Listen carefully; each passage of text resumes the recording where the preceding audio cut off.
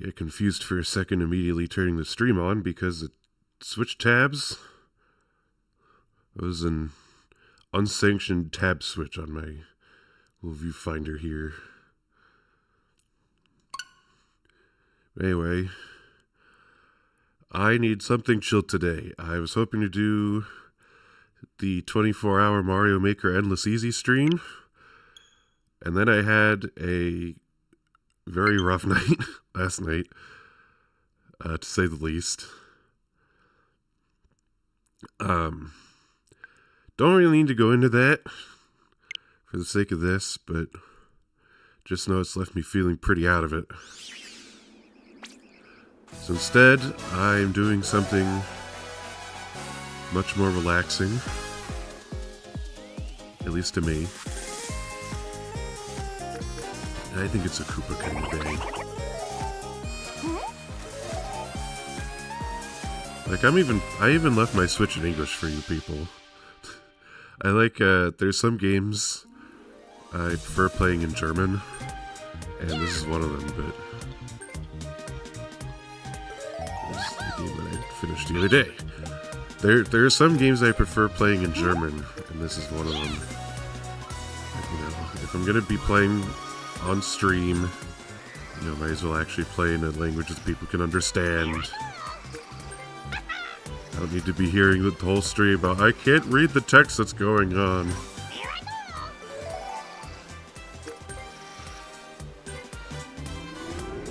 I also do not usually play with the motion control minigames anymore, because most of them are bad. I do not like most of them. The only one I think is any good is a dual minigame that requires literally one input for the whole minigame.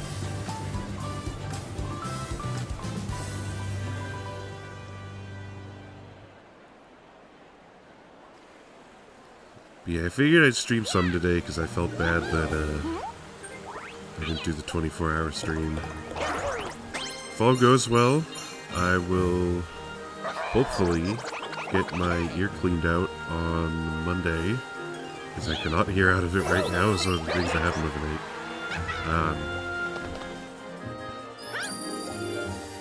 You know, Monday's March 9th, and then the day after that is March 10th, so might be able to make the 24-hour stream a combination birthday and Mario Day stream. Here we go!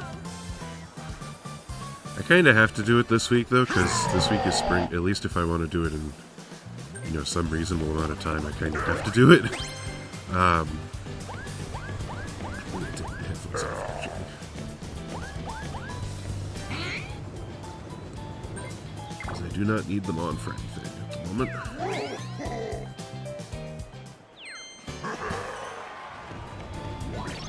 I don't remember what I was saying. Yes, I do.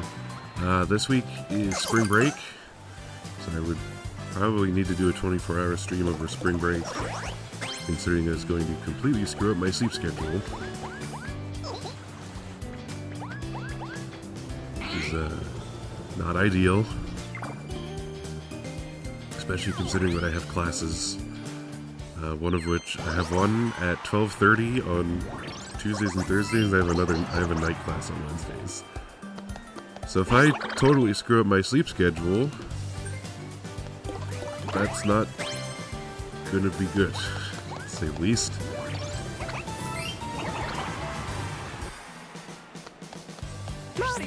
I should be able to get my ear cleaned out within the next few days. It is annoying that it happened overnight on a Friday, because that does mean that health services at my school is closed. They are not open on weekends, so I have to wait till Monday to even call them. But after stream, I'm gonna debrox it up.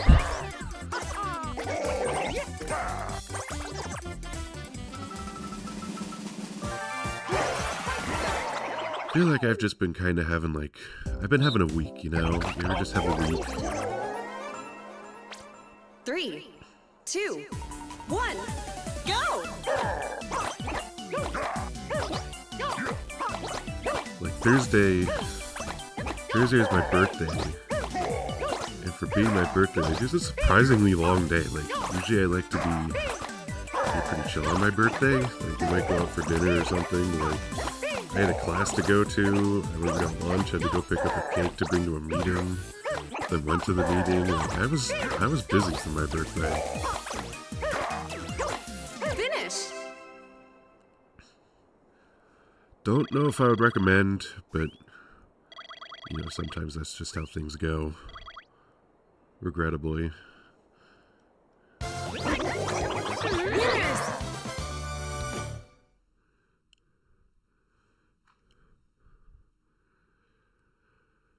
But I'm kind of just hanging out.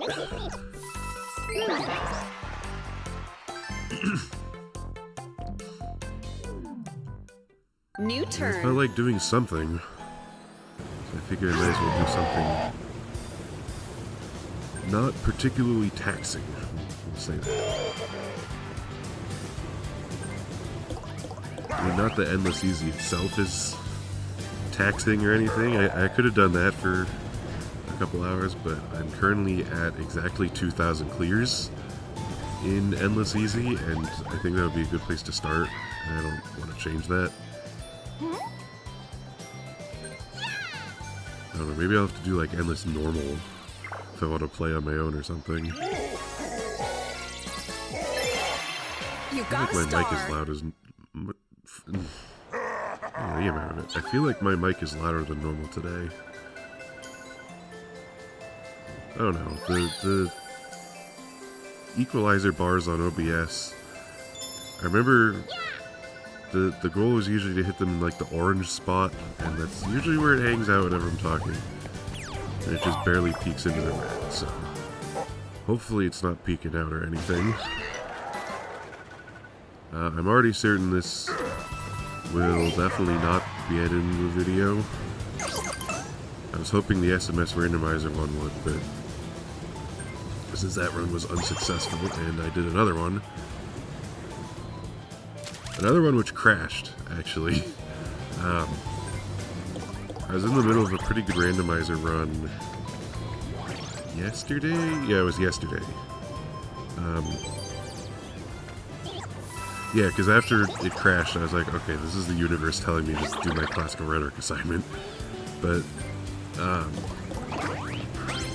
for some reason, SMS randomizer, if you have wall kicks unlocked, and you try to wall slide in either Pionda Village or Hotel Delfino, the game will crash.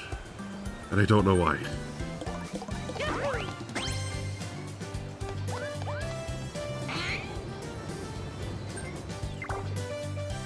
But I was in Hotel Delfino.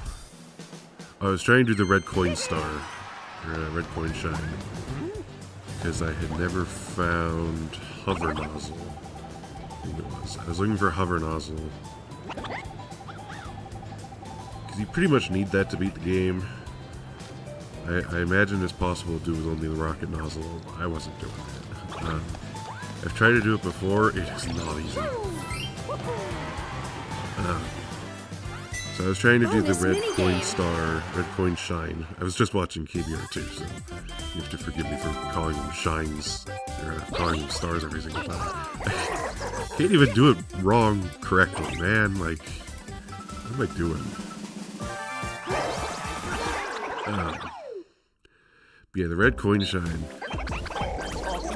I don't know what it is about that red coin shine. I just find it really annoying. Start. I know they give you a 5-minute timer, so like it should be easy, because you could get forever to do it. It's not like in Super Dude, they probably give you 2 minutes. Winner. Even the normal red coin shine in Hotel Delfino, I just find annoying.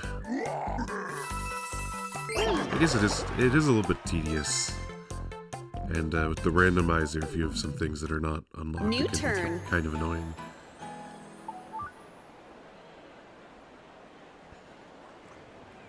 Yeah, that was what ended my run the other day. And Jamboree. I just never bothered to finish.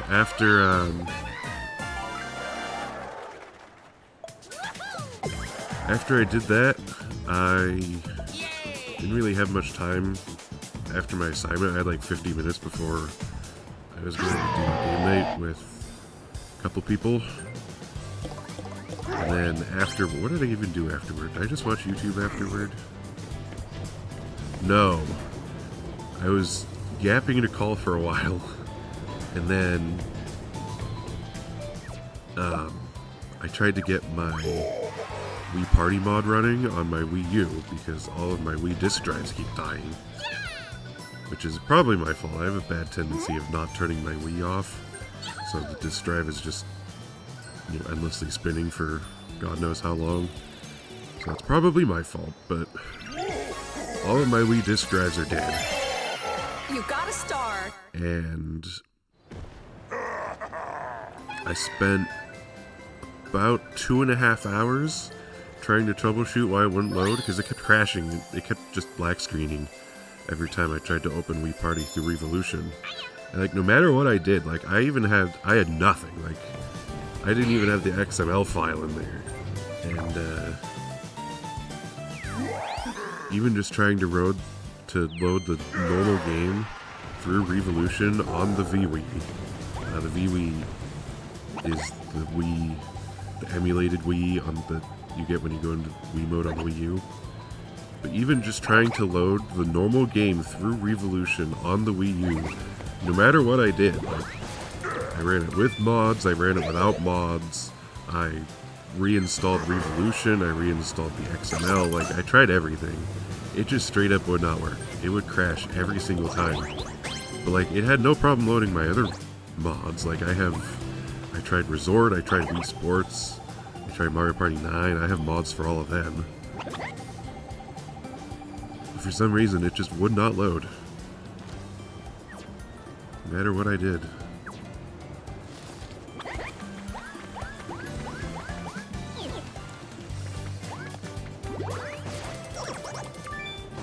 Eventually, like, I ruled out, like, I eventually had to use another Wii, not mine.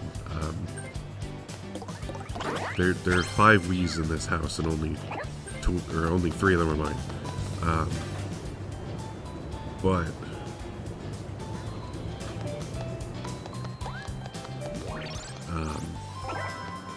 I even tried, like, running the mod on one of the other Wiis.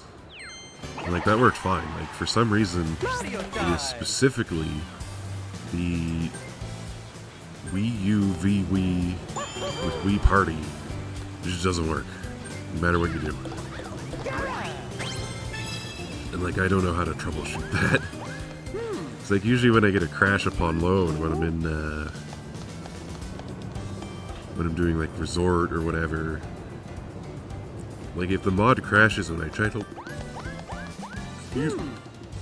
If the mod crashes when I try to load it, like, usually that's a problem with the file, like, I named the file wrong, or I put it in the wrong place, something like that. But, like, this is a mod that I had since, like, the middle of last year. Because I haven't played Wii Party in a long time, but... It was a mod that I had for a while. So it wasn't that. And, like, again, like, I tried disabling the mod, I tried removing the mod files entirely, I removed the XML. I did everything I could, straight up on mode.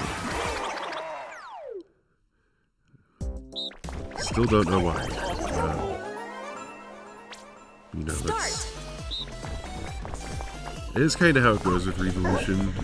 If you know anything about Revolution, you will know that it is old, and it is very buggy. The last update it got was in 2013, and basically all that was, it got 2 updates in 2013. One was to add VWii support, and the other was just like a bug fix update. But like before that, it hadn't been updated since 2010, so like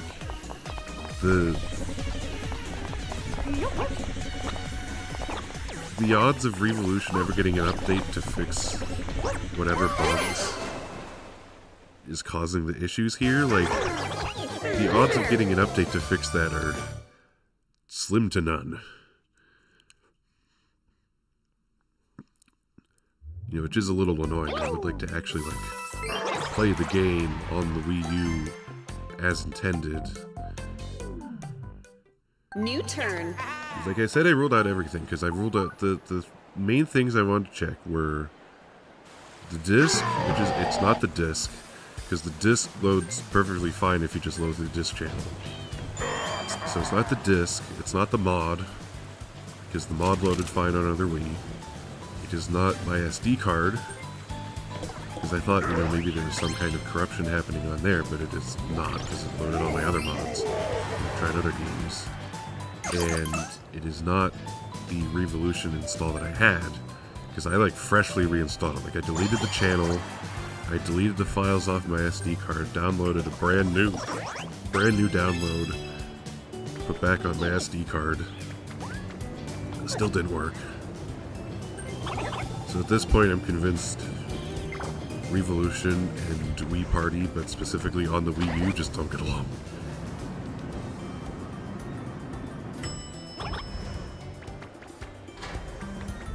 Because, like, there was a weird bug in Wii Explorer, which is another homebrew channel thing. It's basically, like, it's just a file explorer that you can have on the Wii. You can manage files straight from the Wii instead of taking the SD card out. I tried loading the XML in that, and it crashed. And that was strange, because I never had that happen. Now, to be fair, I don't usually open text files in Revolution. Usually I'm just moving things around. Or Wii Explorer, rather. So, still no idea what happened there. But before I started this, I was playing Wii Party just normal off the disc. Felt really lame, because I've been a Wii Party modder for 5-6 years now. Like, it feels weird just playing normal Wii Party unmodded. I just want my mod back. So, Mario time! that was how I spent my night. I spent it troubleshooting my Wii U just for it to be a problem that I cannot diagnose.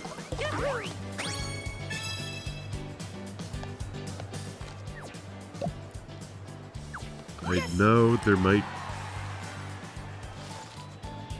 There is a chance that if I asked, like, ChatGPT, like, maybe it would know, but I refuse to use AI. I am probably one of the most anti-AI people you'll ever meet. I was very happy to see that AI works are not copyrightable, because it gives me the idea, like, I want to go around on, like, whatever social media. Like, I hate Twitter, but, like, it would probably be a lot on Twitter. I want to be able to just, like... Remember back when NFTs were a thing? People would just right-click and save the picture and say, nice NFT you got, now it's mine. Like, I want to do that, but, like, with AI art on Twitter. Be like, nice art you made. I made it, too.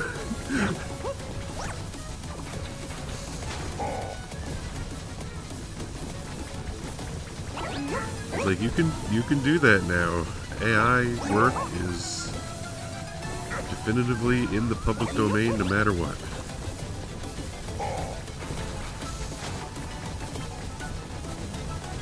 Like, I could go on my channel and just stream the entirety of Steamboat Willie, and Disney couldn't do anything about it.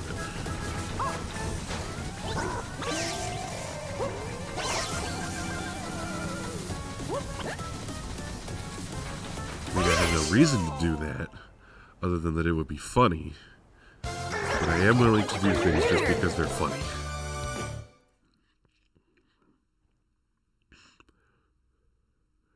No matter how detrimental it is to me or my well-being, looking at you 24-hour stream.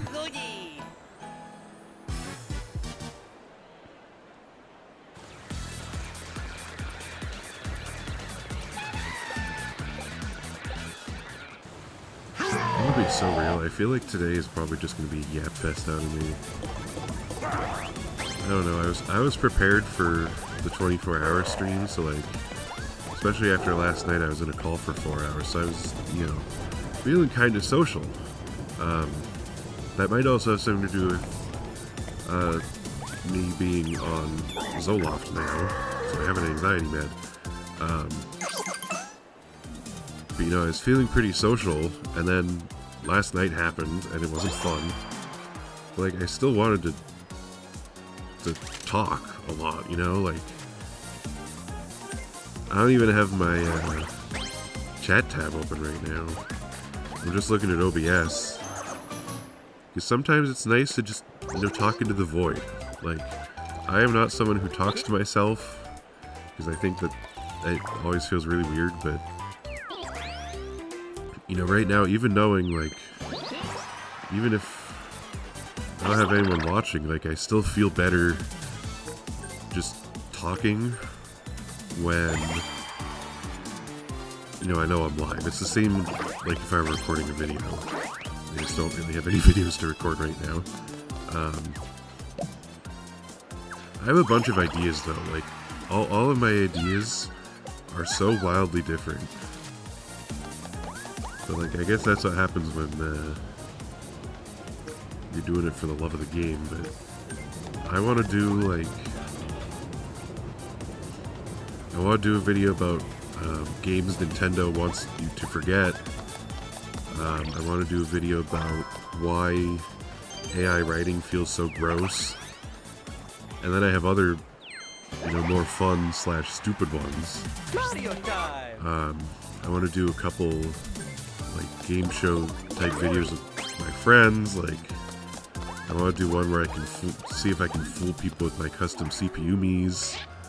I want to do another one where non-GD players try to guess what levels were made by RobTop and which weren't.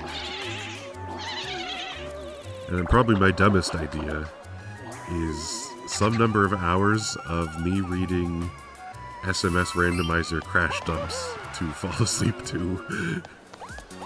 Because, like, the blank hours of blank to fall asleep to trend is so big right now. And, like, I kind of get it. It is, like, it's not something I do. I leave my Spotify on overnight at, like, minimum volume, and that's what helps me sleep. But, like, I know those sleep compilations get, like, hella views, so Minigame. you know, it is totally on brand of me to want to do that, except what I'm reading is so unbelievably boring that instead of, like, actually just being nice to listen to, like, I'm straight up just boring you to sleep. I mean, to be fair, I do have my very nice, deep voice.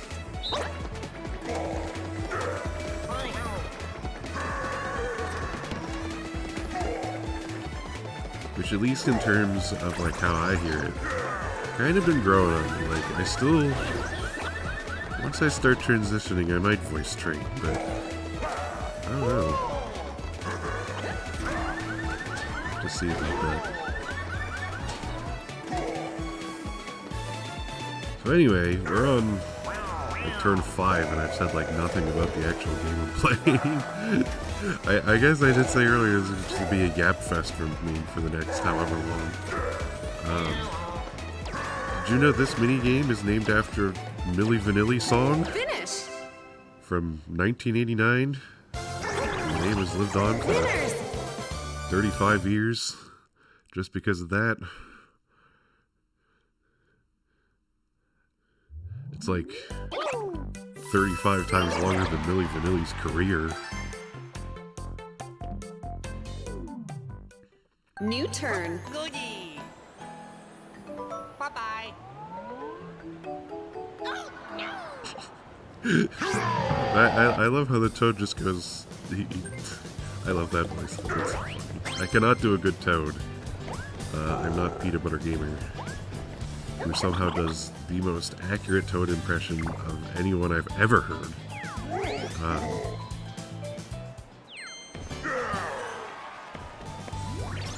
honestly, like, I don't think I would be that good at, I think it's Mario Party Island Tour.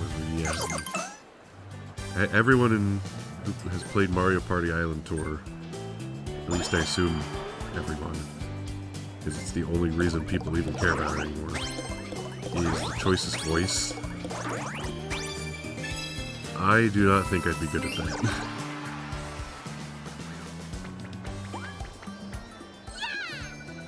The only voices I'm good at doing are ones where I am making fun of people. I do a great mockery voice. You got a star. But also, like, I have my super East Coast, or East... Oh my god.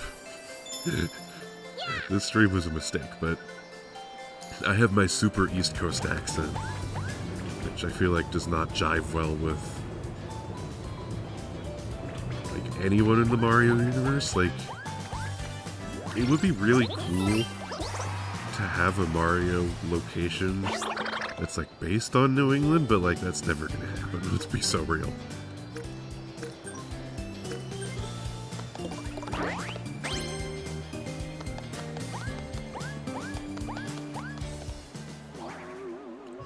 I feel like Boston is not quite big enough to catch the attention of the people over at Nintendo. It is very big. Like, I think it's the 25th biggest state in the city in the U.S. You know, the only two tracks you got to represent America in Mario Kart Tour were New York and LA, and those are number 1 and 2.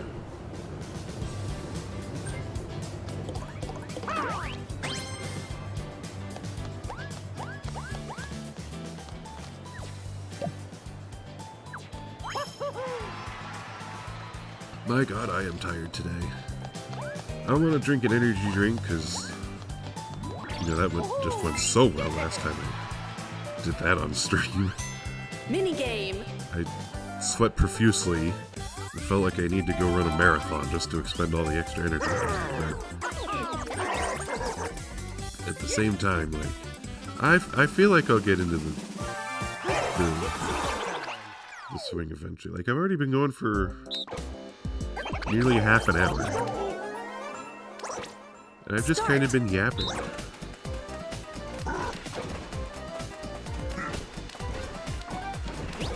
Apparently I just have the ability to do that.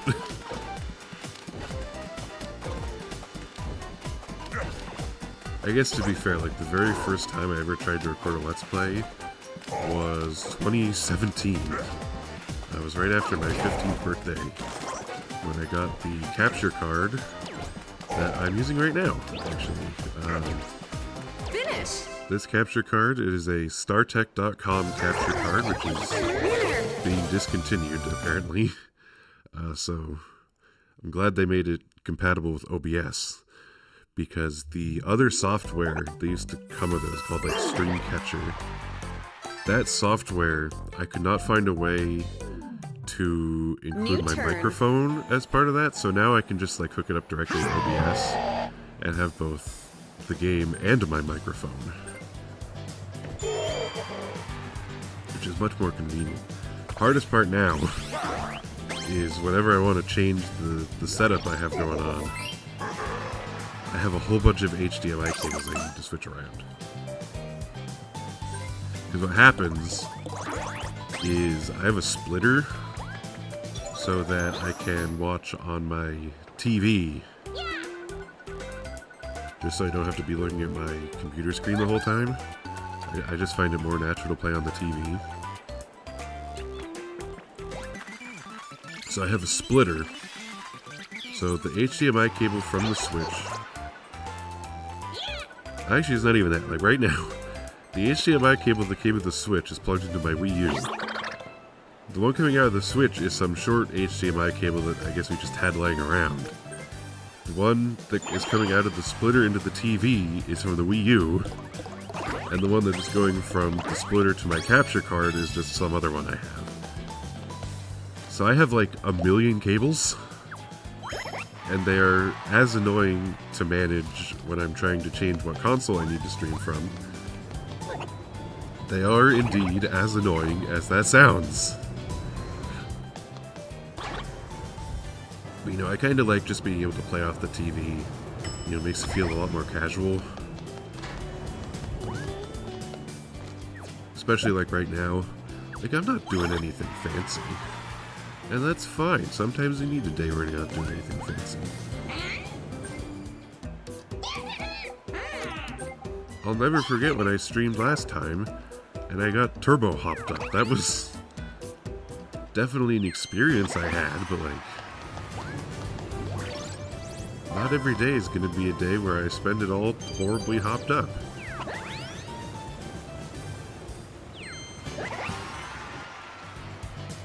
Mario time!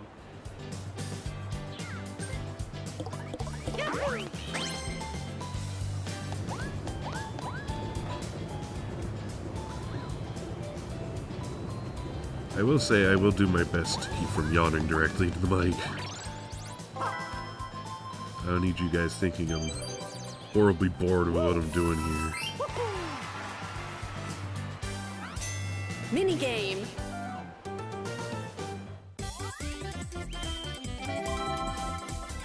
I feel like my stream is like super delayed right now.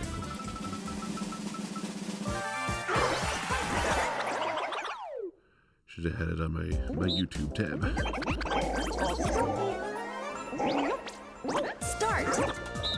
Like, I'm trying to look at OBS, not my YouTube tab. I need to make sure my audio is good.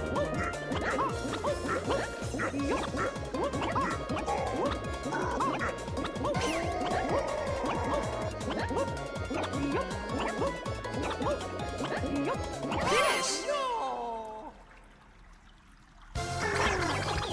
Winner.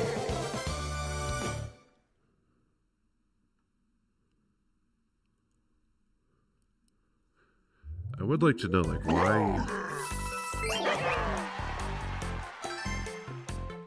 why is there a timer of 1 hour looking at my New turn. stream on the YouTube tab? Is there any reason for that?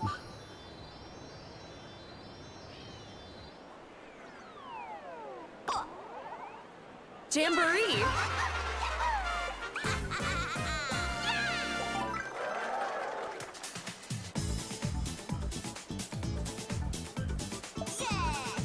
I can't do. Okay. YouTube has me very confused. Apparently it just pauses the stream and is showing me where it was when I left off.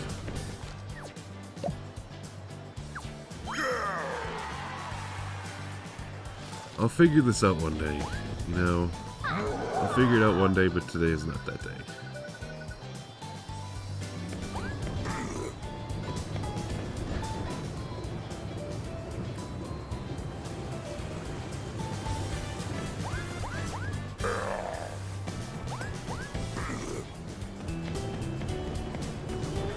See, if I were smart, what I should have done was done a little demo of the crash dump reading that I want to do. Just because I think that would be so irrationally funny. I don't know what it is, just the idea of, you know, doing one of those sleep compilation videos, but it's just me reading a bunch of numbers and code and whatever other junk, like, for some reason I just find that irrationally funny.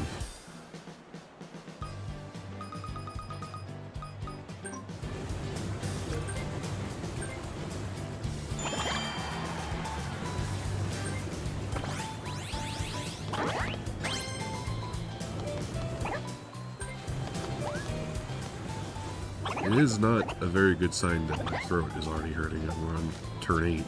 But, you know, I might have to do the... might have to put a BRB.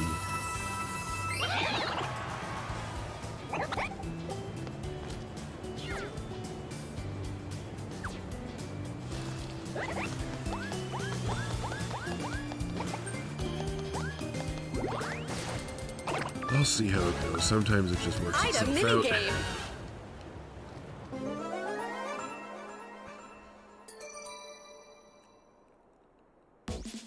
Start. I need the gold dice.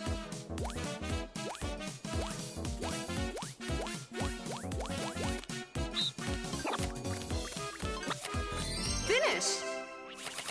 I've always been good at You the got an shuffle item. type games. There are several of them in the various party games I have experienced. You know, your Mario parties, your Wii parties. Mario time. That's about it, really. But anytime one of those comes up, I'm usually pretty good at it.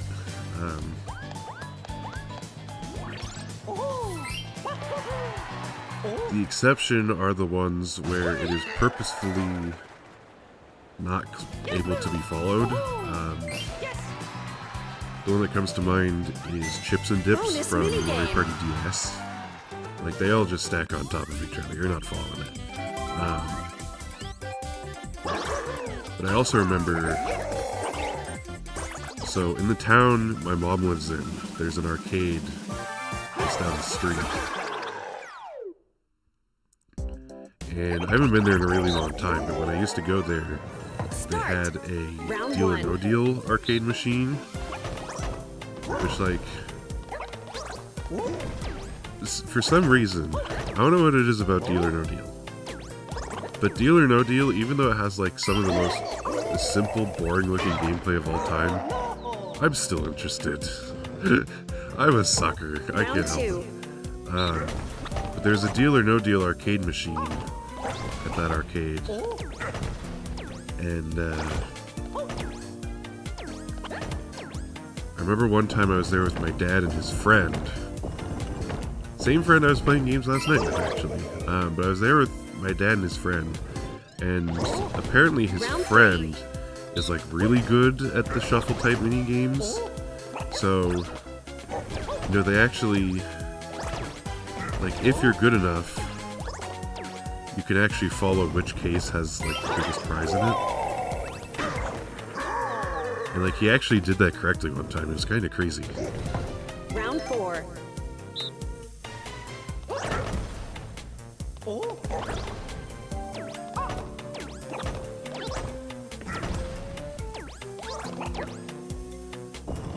I also remember, speaking of Deal or No Deal, I have a memory... I have no idea how old I would have been. I probably would have been, like, Round five. 7 or 8? I think it was just after my cousin was born. So I want to say I would have been...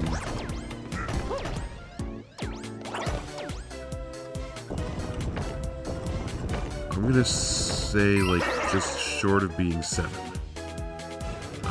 But I remember we went up to New Round Hampshire, six. and it was a few hour long car ride, but while I was in there, I had my DS, and I was playing Deal or No Deal, and I actually somehow managed to win the million on Deal or No Deal DS as a 7-year-old. Final round. And I've been trying to chase that high ever since, you know, like...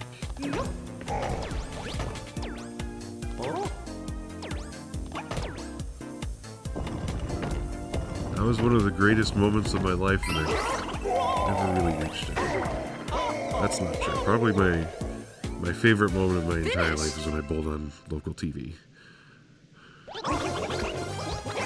Followed in second place by my graduation from college, which was only a few months ago.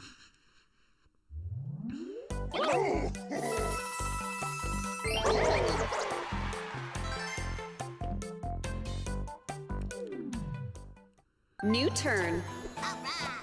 Yeah, now that I am 24, I am really hoping life treats me better than it did while I was 23. Considering that my ears blocked and I had an anxiety attack overnight. Not off to a great start. You know, we're on day 3 out of 365. There's still a chance.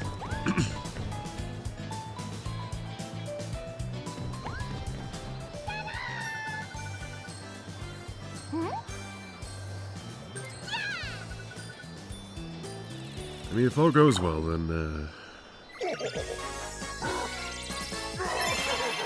You got a star. only like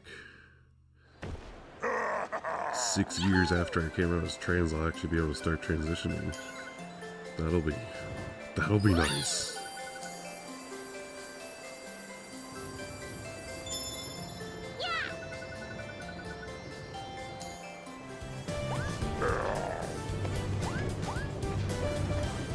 Sorry, I'm distracted reading my blue sky. I need to. I feel like I need to bug my friends and be like, "Hi, I'm streaming. Can you watch?"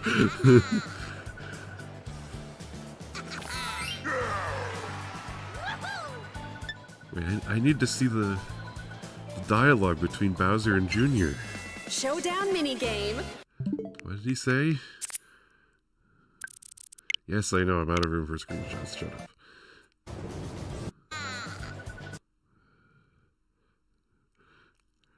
Oh, that's cute. The fact that there's special dialogue for Bowser and Junior just makes me so happy.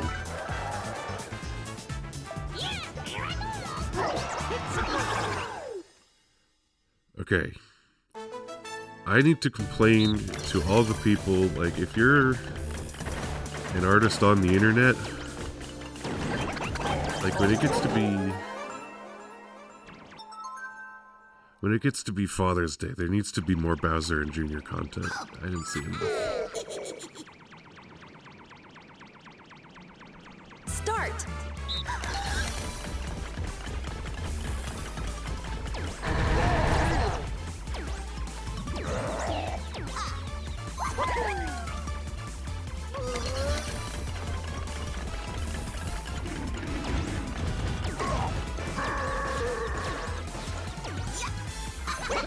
What if you don't feel like doing that? These... Honestly, like... I won't even blame you because I never feel like doing anything creative either.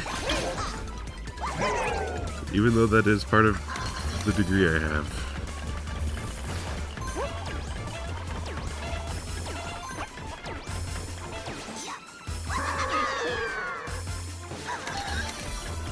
I'm never gonna be like, if you don't feel like doing something creative, do it anyway, because that would just make me a hypocrite.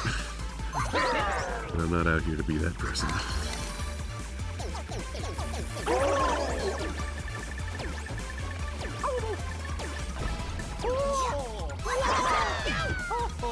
If you want to fight Matt from Wii Sports for Father's Day, like, you do you, man.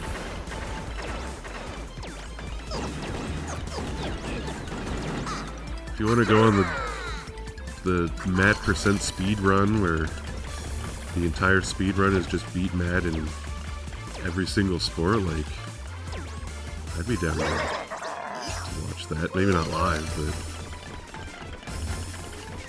I wonder if anyone's ever actually done that.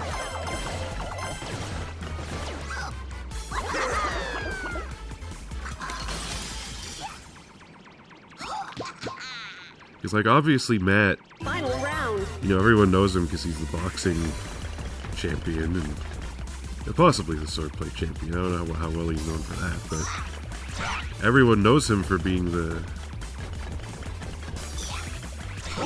You're not trying to speedrun the entire swordplay showdown. I would do that.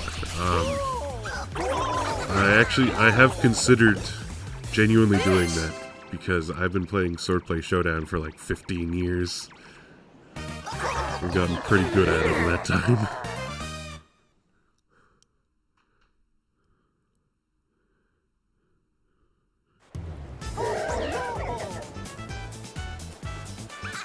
I'm not much of a speedrunner, but like, I would be genuinely curious to see, like, what is the world record, if there is a world record speedrun for, like, all stages swordplay showdown, like, what does it look like?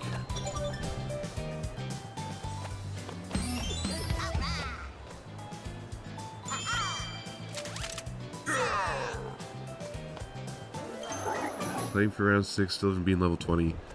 My advice is to... I know you didn't ask, but... best advice I can give if you haven't been level 20, make very good use of the B button.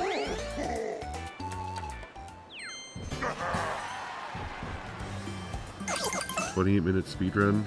I could do that.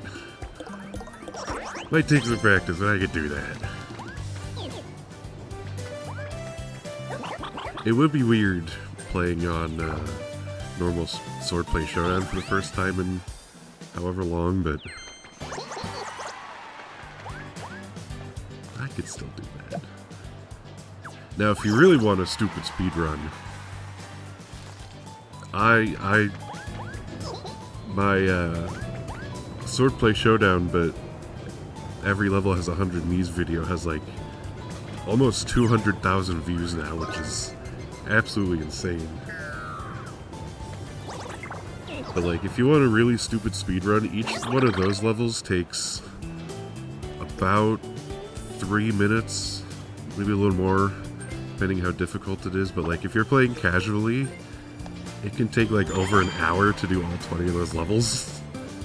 I want to see someone speedrun Swordplay Showdown, but every level has 100 Mii's.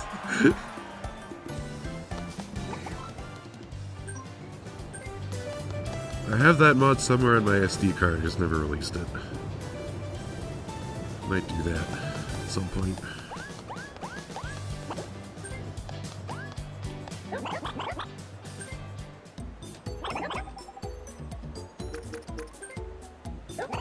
Because I was looking on Game Banana last night.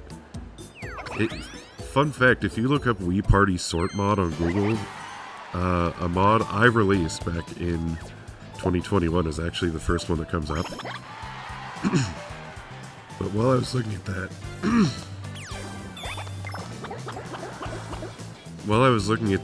I remembered I released the Every Level Has 80 Mii's mod. I never released Every Level Has 100 Mii's.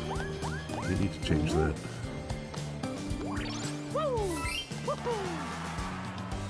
Maybe since I'm on break and can't really, I'm not really feeling up to making too much content while my ears blocked and I can't hear out of it. I have to remake that mod. Release a new version of it. Somebody does similarly download the mod, couldn't beat level 10. So the thing too is, what are the things you can change in the file along with the different types of armor? Is like how aggressive all the Mii's are. I'm pausing because this is a game I'm not good at while I'm talking, but you can change how aggressive each of the Mii's are. So like if you really wanted to, like I think I actually did this. Yeah, I did.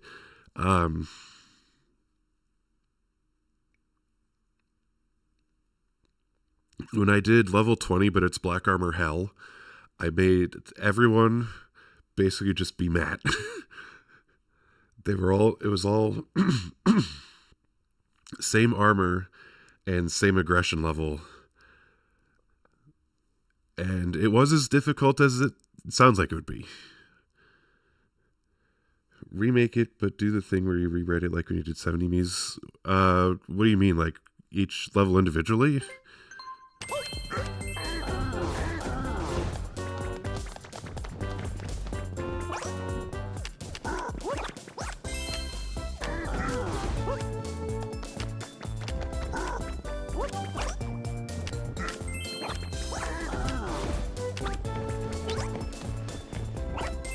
Because the thing about doing each level individually is that I currently do not have a way to do that all in one mod.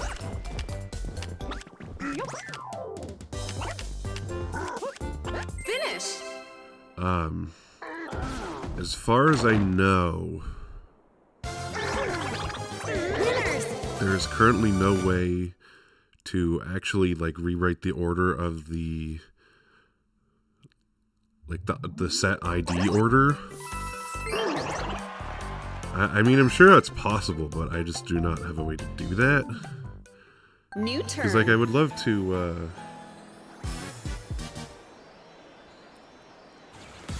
I would love to release like a just fully rewritten list. It's all one mod, you know, but I just don't really mod have 10 new locations for levels. I have wanted to do that. I tried to make a new level list. Problem is, trying to actually like get the coordinates for the waypoints of each of the levels is so annoying. Like I have ideas for where all my levels would be. Just like trying to make the waypoints actually work is just I tried to do that a few years ago and I lost my mind.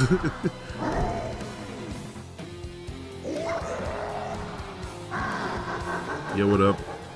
I see that wave emoji.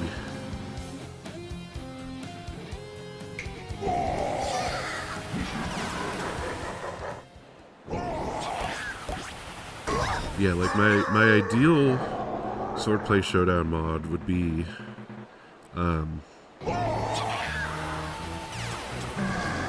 it could be totally rewritten levels, so I'm not stuck to like the base ID order, so I don't have to do each level individually. And it would also be new level locations. I am just not knowledgeable enough on how to do that.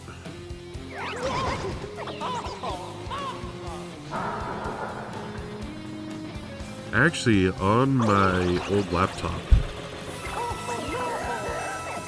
which is currently in retirement because the hinge is broken,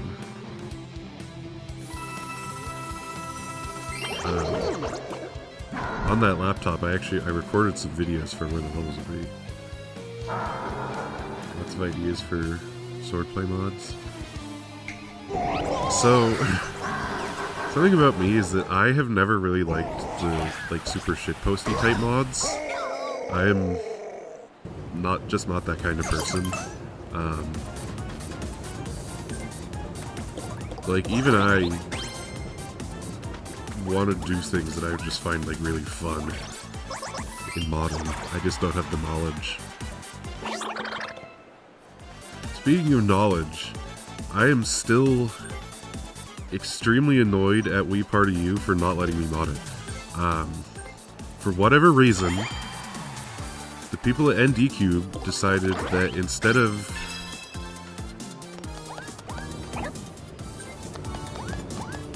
putting the Mii data in a file like it is in literally every other Mii game, they're gonna hard code it in. So like I have never been able to mod WePartyU even though I've owned it since 2020. Like, I've modded pretty much every other Mii game, but not WePartyU, because it won't let me.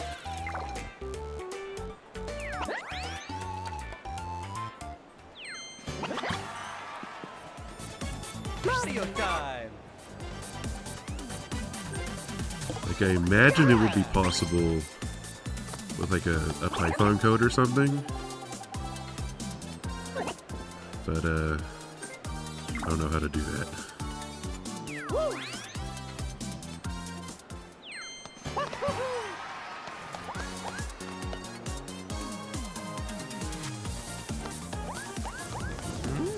I have an English degree, not a computer science degree.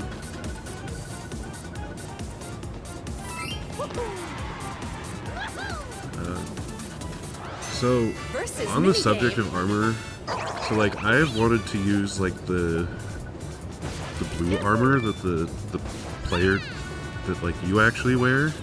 I've wanted to do something with that, I just don't know how.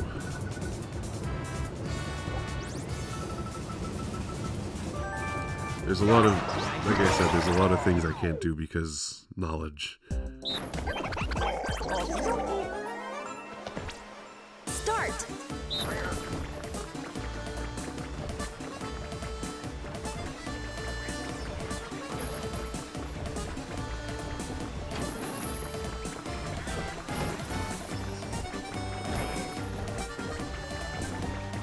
Once you get anything that requires like custom code, that's where you lose me.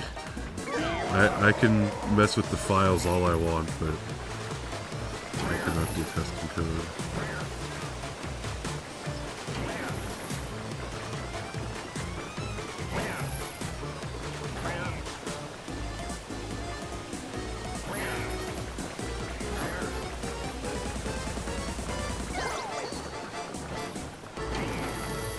I mean, theoretically, like, anything's possible to make in real life.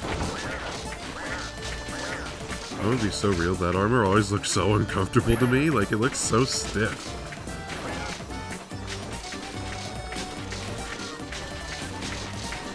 It's a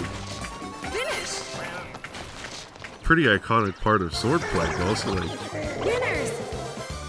it just looks so stiff. Like, I cannot get past how uncomfortable it looks.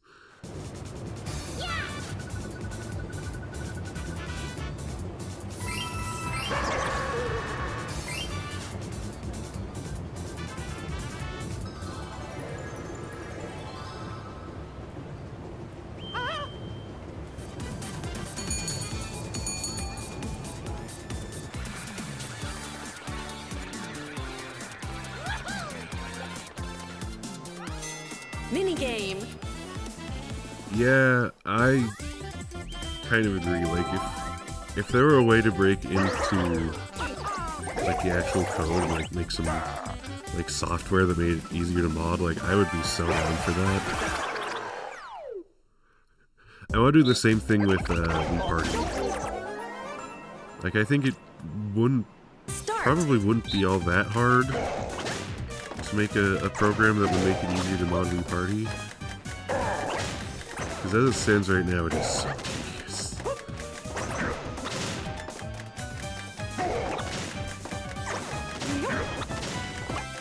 Finish.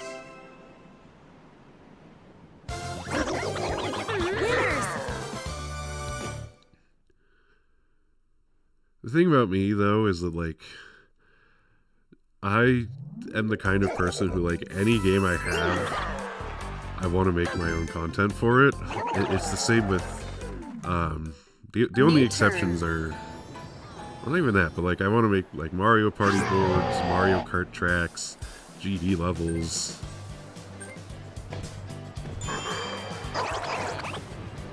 Get the game running in VR. That sounds like it could be cool, but, like, also I kind of feel like it would... That sounds like Motion Sickness City. I mean, I guess I thought the same thing about, Mario 64. That has a VR mode.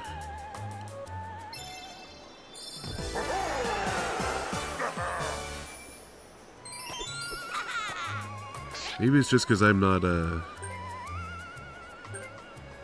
don't actually own a VR headset. If you get accustomed to it, then possibly.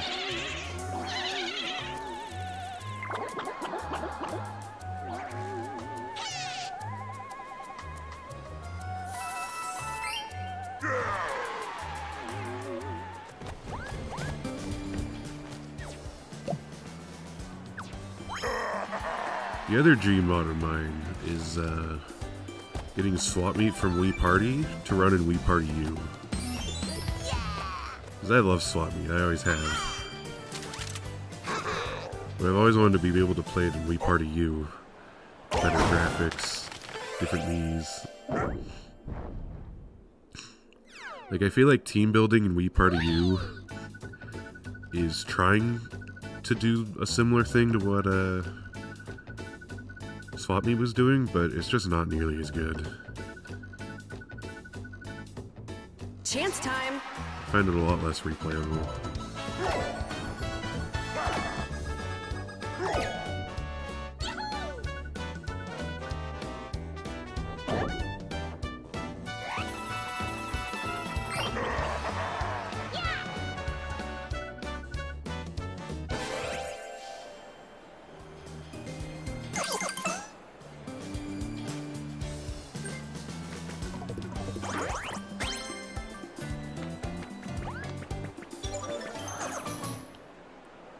Fortunately, I'm not some kind of modding genie.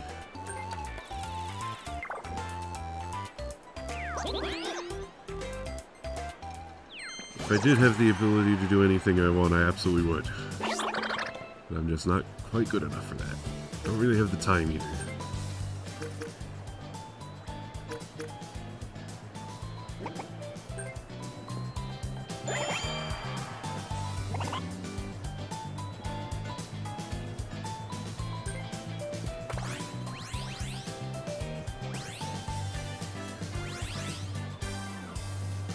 Well, now you kind of have me thinking, like, what would... I would love to make, like, a Kaizo swordplay showdown type thing.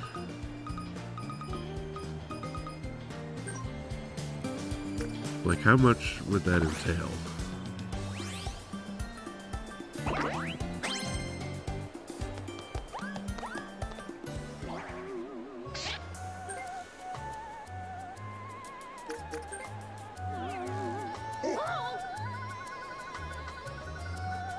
Because, like, if I were to do a Kaizo swordplay showdown, it would obviously have, like, it would probably be 80 or 100 knees for every level. That's probably a thing with coding the AI. I don't know how to do that, but at the very least, I know I would, like, hella turn up the aggression.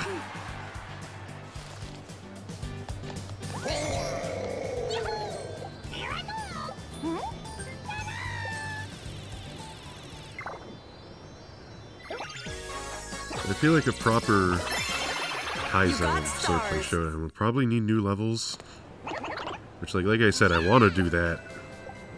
It's just really frustrating.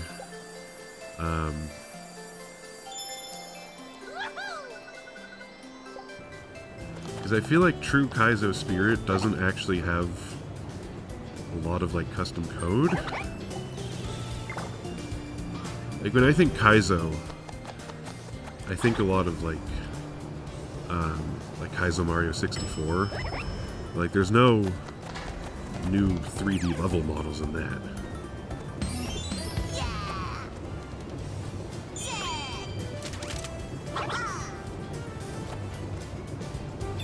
I don't know anything about Storm Island, mostly because I don't like the creator very much. Mario time! At the same time, like, there are probably a million Kaizo levels in Mario Maker 2. Like, just because one exists doesn't mean another can't exist either. I don't know. The other thing too is I would be totally down to make, like, a whole new set of, like, 100 custom Miis. Like, I already did that for Wii Sports Club. It was 111. Like, if I made a whole new set of CPU Miis, custom CPU Miis, You got a star. that would definitely do, like, new CPU Miis, new level locations. They're all long.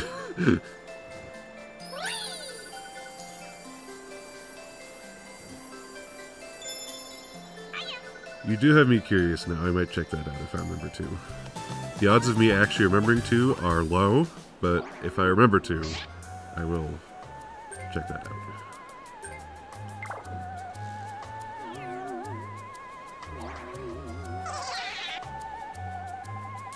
But also, I would have a ton of fun making, completely new content using what I already have with Swordplay Showdown. Because I have enough knowledge that I could theoretically make... I lost my train of thought. Mini game. Oh yeah, theoretically, like, I could make... like, quote-unquote, Swordplay Showdown 2.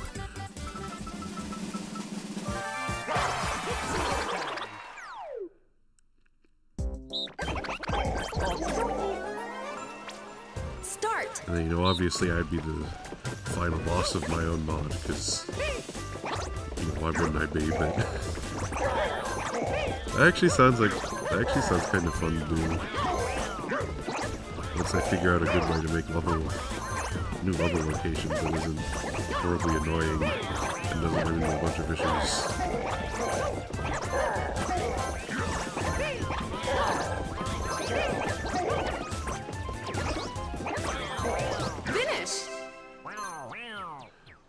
Because, like, I remember I tried to make a level... The first time I tried to make a level, I wanted to go make one that went through town. But I kept getting soft-locked Because like the Mii's would walk up onto like the New turn. yeah, that's pretty cool. The people who helped out get to be the bosses. But when I tried to make a level, I got soft lock a bunch of times because the Mii's would walk up onto like this little ledge that was like too far away from the waypoint.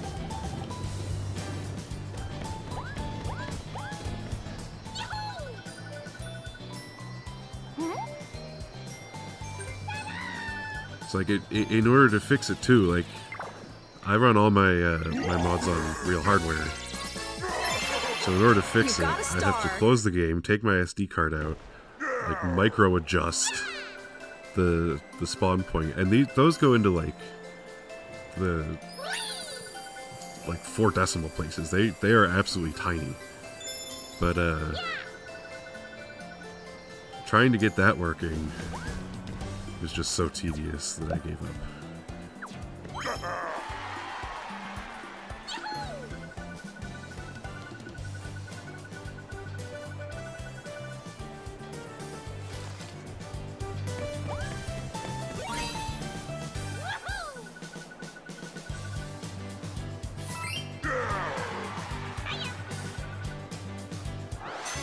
Versus minigame.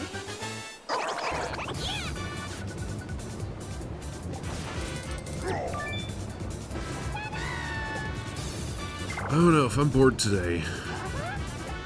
Maybe I'll have to get out my other computer. Because for some reason, as far as I know, there is probably an update away at this point, but as far as I know, in order to get custom data files for Wii games, there's this really janky PC Maker program you have to use that just feels really old and inaccurate, but like, it's besides the point. Even in order to install that, it was a whole process. I remember I had to like change the data on my computer or something. Like, I don't remember how to do that. So like, if I want to do that, I'd just do it on my other computer.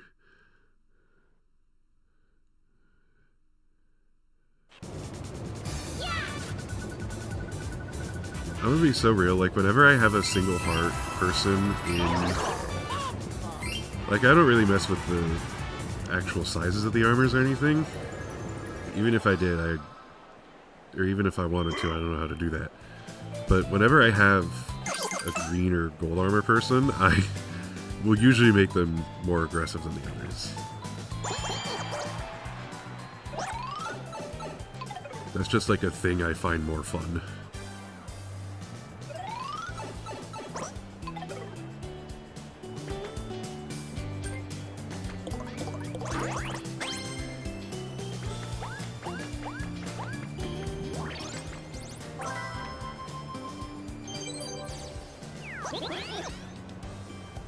Do I have a Discord? Not a public one.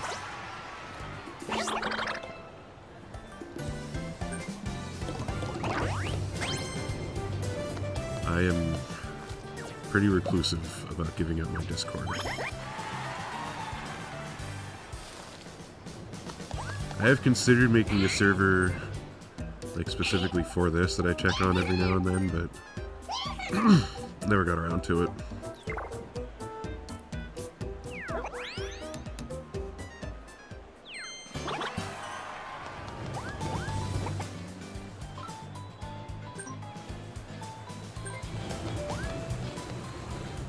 Yeah, I don't have a server either.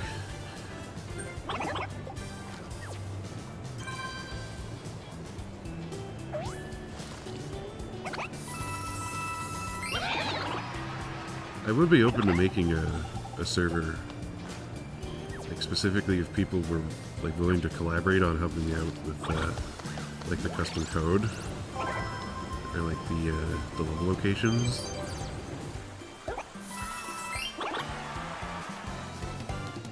Mario time! But as of right now, I do not have a server.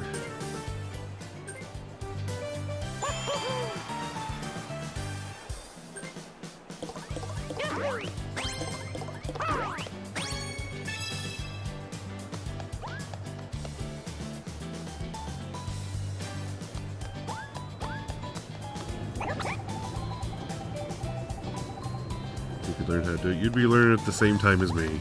I have absolutely no clue how to custom code anything. Like I said, I can mess around with the files all day and make pretty much whatever I want out of that. But once you get into Minigame. once you get into the code, you lose me.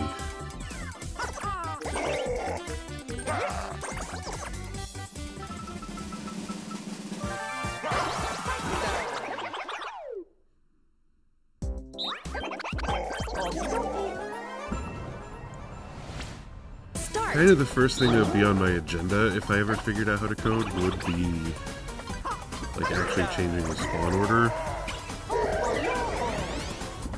Because as far as I know, that seems to be hard coded.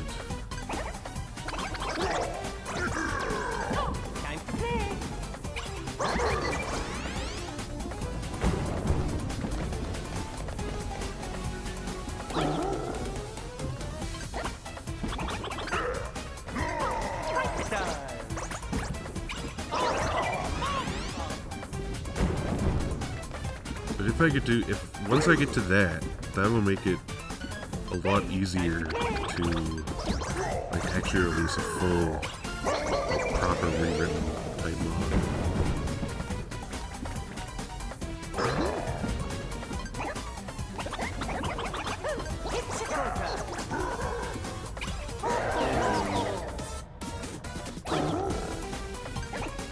Which, like, I would be open to doing at some point.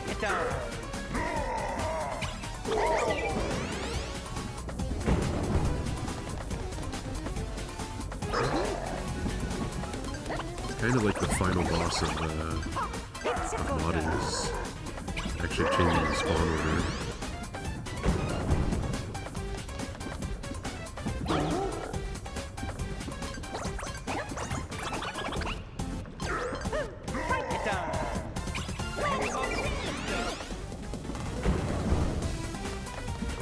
Finish.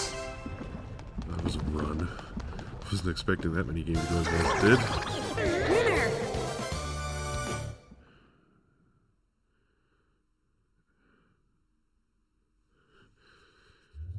Yeah, I have a lot of ideas for things I'd like to do.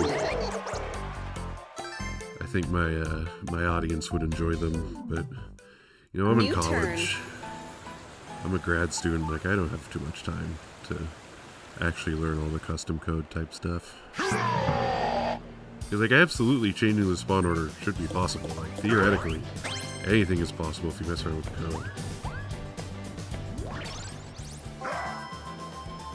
Okay.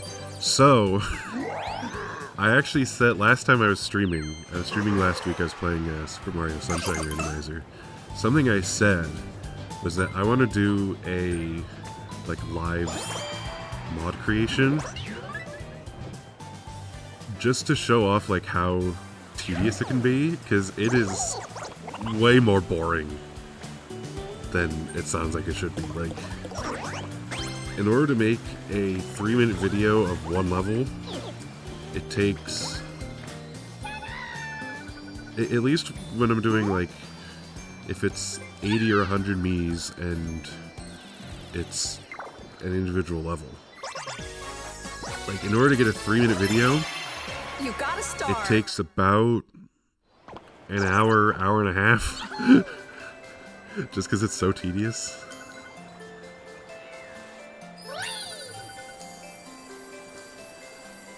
Like, I have spreadsheets that I use. I have, like, 4 different programs. It is a lot. Once you get the hang of it, it is pretty easy. Because a lot of it just comes down to, like, knowing the data and the values, all that kind of thing. But, like, once you know that, it's really not that bad.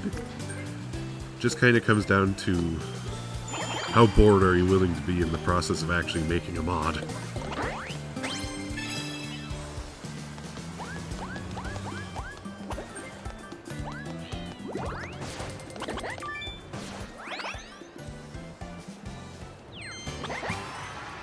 Because for some reason, when it comes to being bored and doing something tedious, I have more patience than I have for a lot of other things.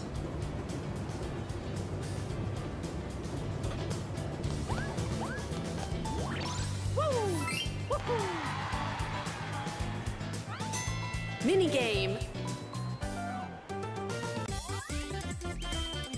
Yeah, some of the mods I make are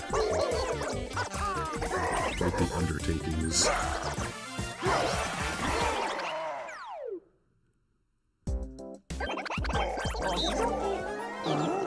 You know, now that I'm getting back into to me games again, I haven't played them for a while, but now that I'm getting back into them, I might be a little more open to making another mod.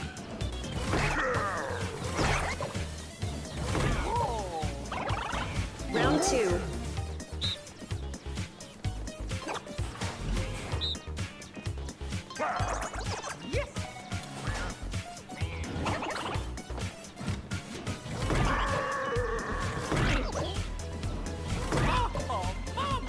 Final round.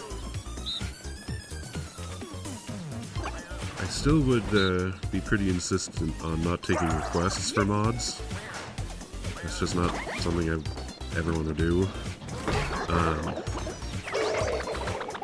Finish. You know, maybe every here and there in between the other videos I want to get. Winners. Throw in the Swordplay Showdown mod for the OGs who got me to 1,000 subscribers.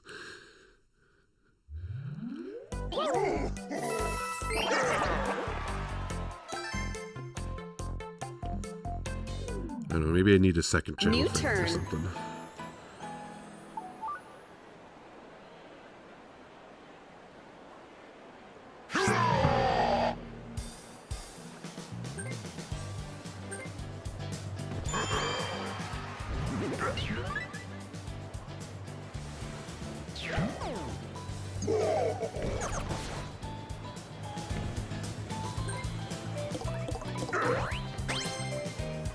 Yeah, that wasn't really directed at you, like you seemed like you were just throwing out ideas, but I get people in my comments all the time being like, can you make this mod? I'm like, no, I'm not doing your request, sorry. I've said that many times.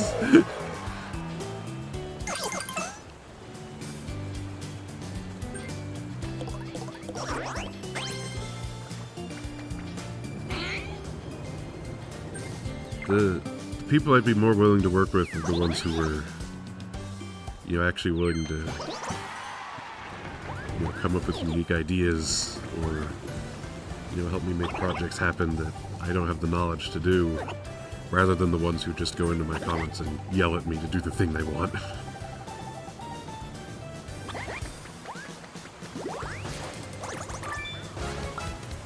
Item minigame.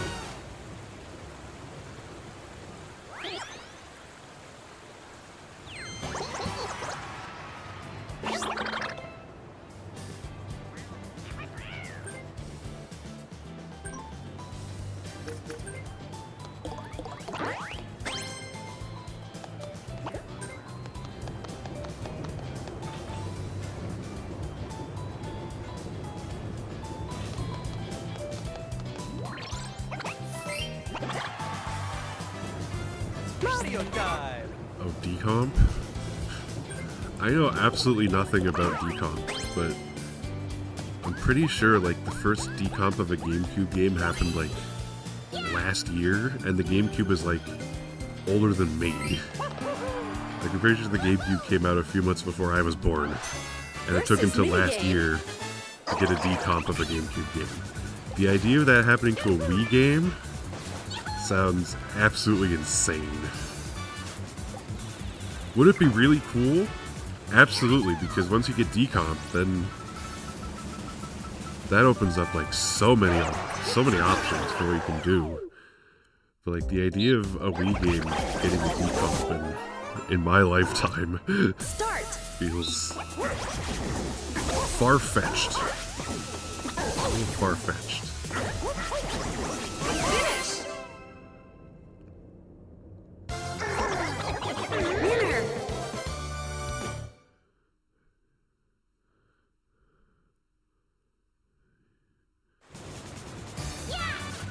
Like, I hope it does happen, because I would absolutely like to have an easier time making, you know, custom code for anything, really. But Bonus minigame. feels like it would take absolutely forever.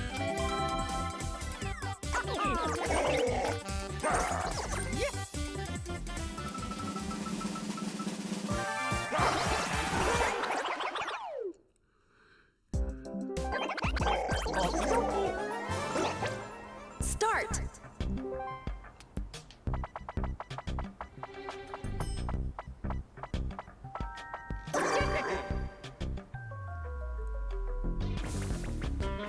Oh.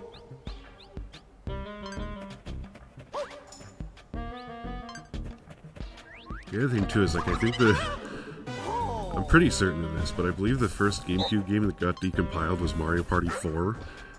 And that's like one of the earliest ones. Like, I can't imagine how long it would take to decompile like Mario Party 7 or something.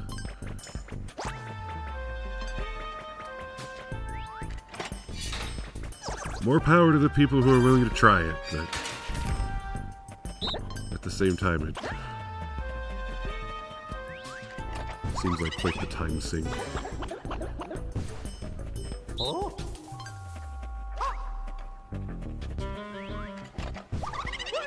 Mamma mia!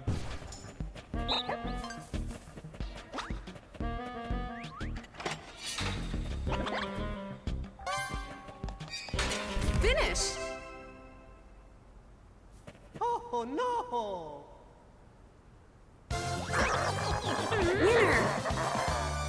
It is crazy to think about, because, like, I was talking about this last night, but, like, Nintendo loves proprietary everything. So the fact that we're even making progress on decomps is really cool. New turn.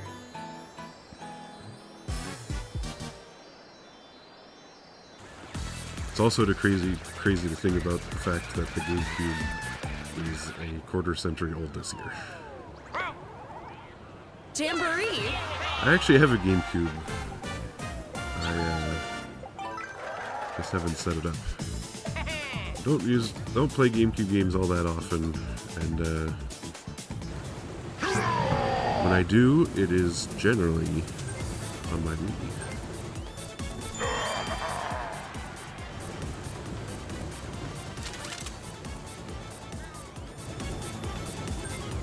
Like, it fell on the floor next to my chair, but I even bought a Wavebird so I could play more GameCube games, and even then, still do it on my Wii.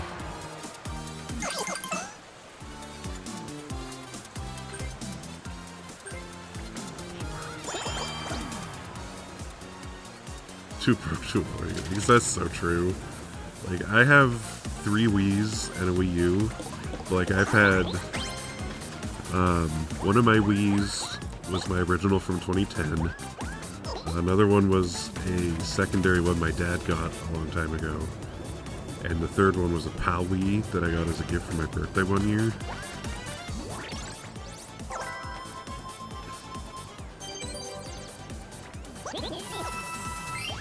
I feel like Dolphin, I should probably start using Dolphin to, like, if I want to do the more, you know, in-depth type mods with the, like, the custom levels. Like, I feel like I should start using Dolphin for that type of thing, just to make it easier to test. Rather than having to get up and put my SD card in every time.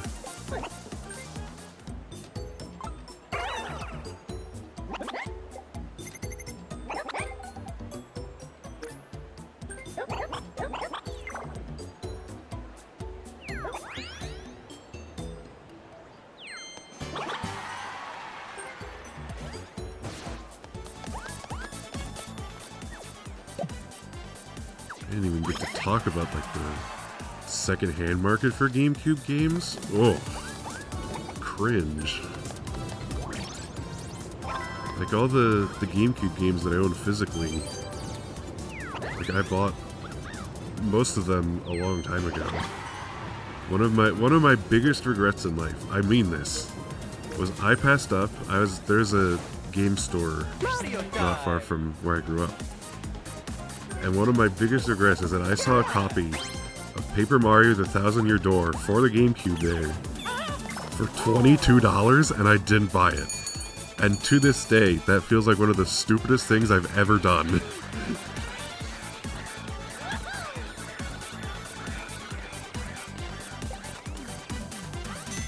Minigame. I mean, thankfully they re-released Thousand Year Door on the Switch a couple years ago, but still, like, for $22. Now if we want to buy a copy of Thousand Year Door for GameCube off of eBay, costs like $200. Because the retro market is in shambles. Start. Absolute disaster. Finish. I mean, I did buy Mario Party Island Tour for $9. Winners.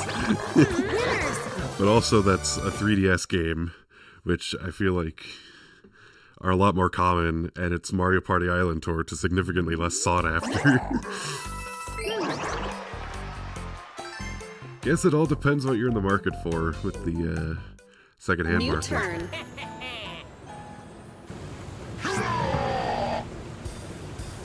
But yeah, I feel like, you know, copies of common games now, even ones that, if there's a chance that people would want the game, it is probably like full price or more trying to buy it secondhand, which is ridiculous.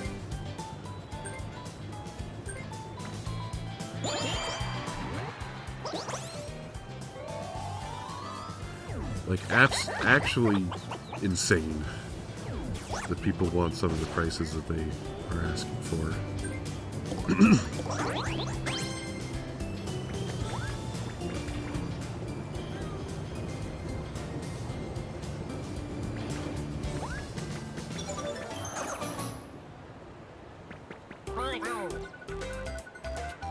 Although I did get Super Monkey Ball 1 and 2 for the GameCube for not that bad.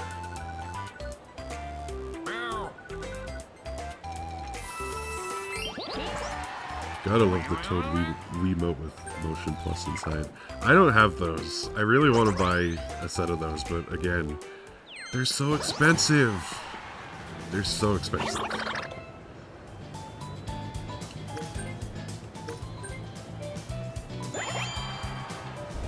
That was not the item I meant to use.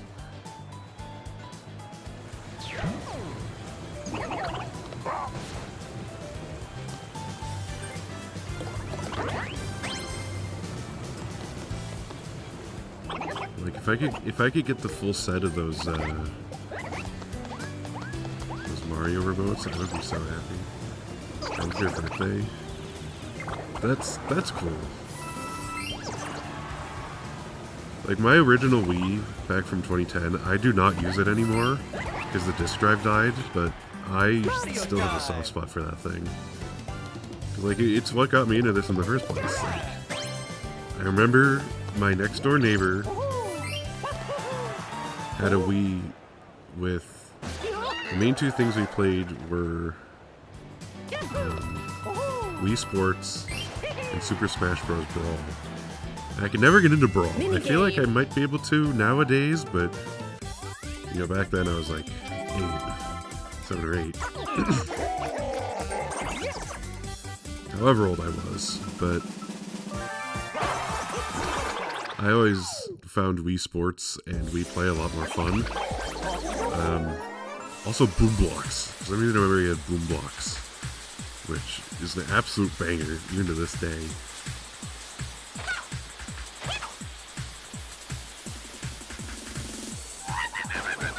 Well, if you got isn't the full set 6? There's a Yoshi and Bowser. You just not end up using those ones? Start.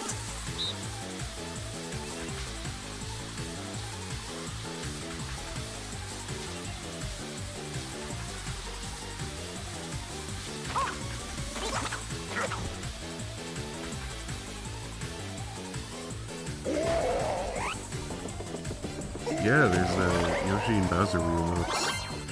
full set is 6.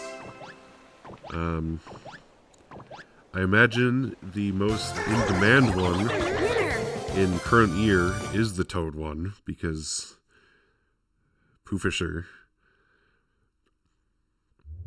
But like, I think any of them would be really cool to have. I remember the Yoshi one had a really cool shade of green. New turn. Oh, yeah.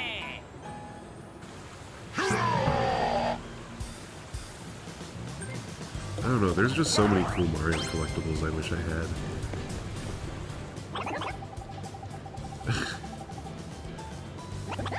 At the beginning of speaking of collectibles I wish I had, at the beginning of last month, YouTube recommended me the Nintendo launch trailer for the Talking Flower.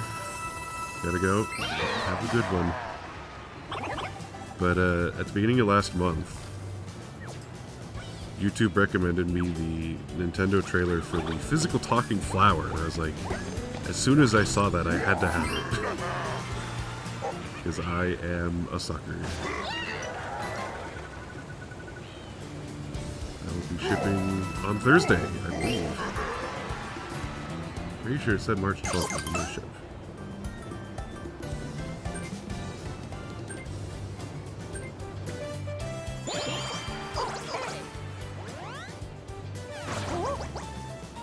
Once I get my talking flower, he will be sitting on my desk to provide commentary whenever I need it. Very excited.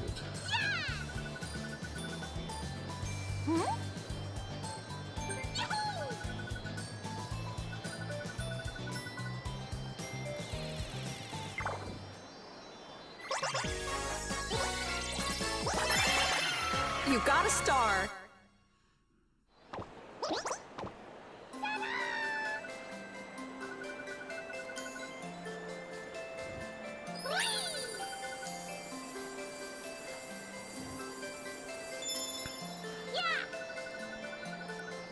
I guess anyone who knows me, like even a little bit, would not be surprised that I bought the talking flower as soon as I saw it. Because, like, I have some of the most random Mario things.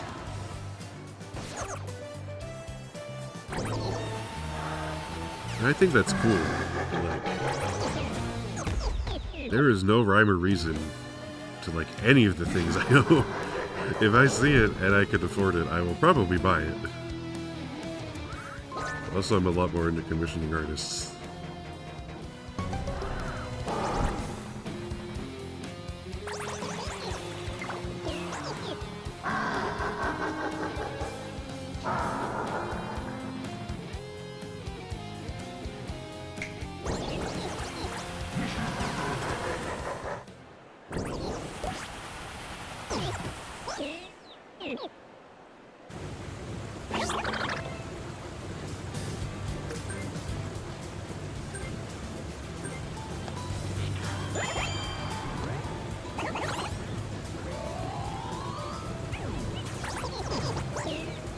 Well, now I get to get at my screen again.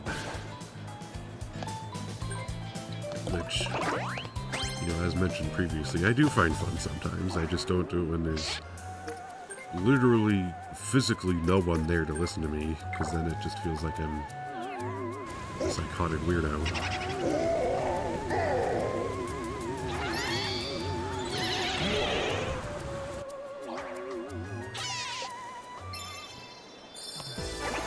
I don't know, the last 2 hours? I guess hour and a half, but last hour and a half has absolutely flown by. Kinda crazy.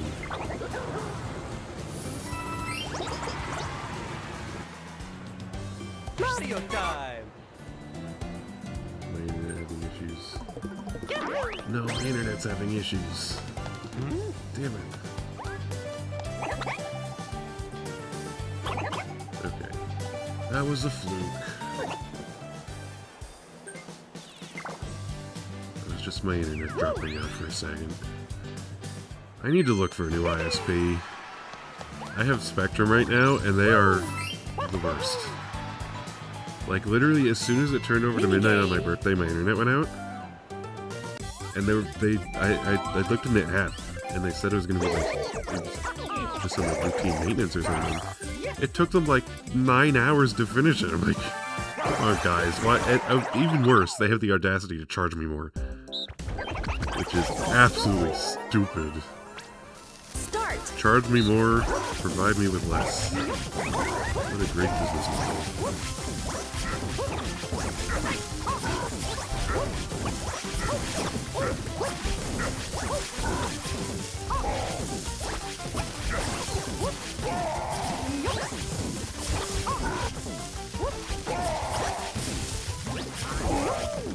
I feel like ISPs are out there as just one of the most generally hated types of companies.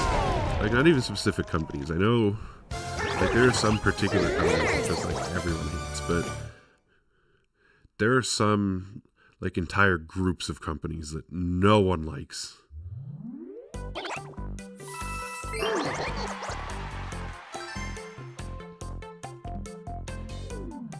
I imagine, like, healthcare companies and insurance companies are up at the top, but, like, ISPs have to be really close. I have never heard of an ISP that people don't absolutely despise.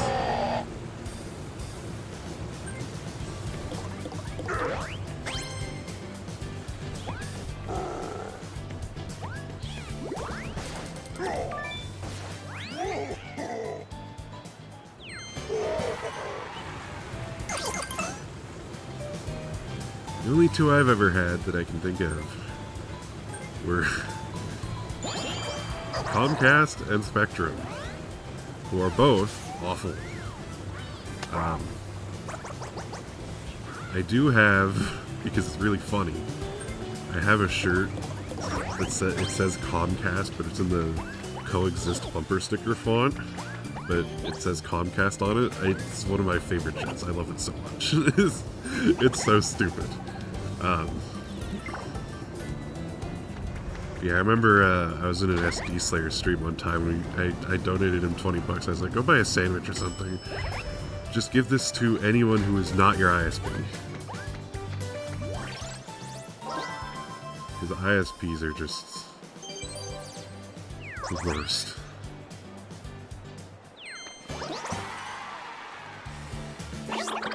Oh, it's dropping out again. Awesome!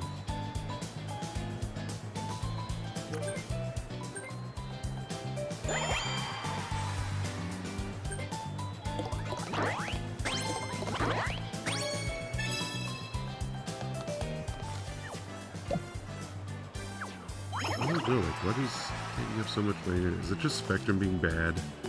Probably just Spectrum being bad.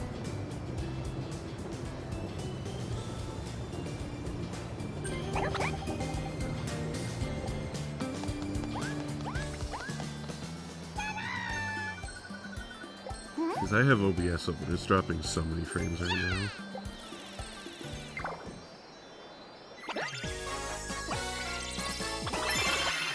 You got a star. Oh, my internet is just like straight up dying.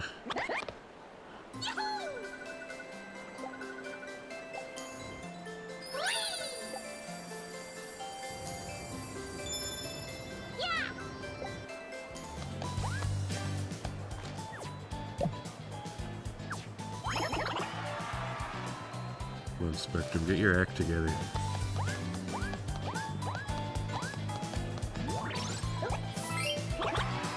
Never had this problem before. Mario time!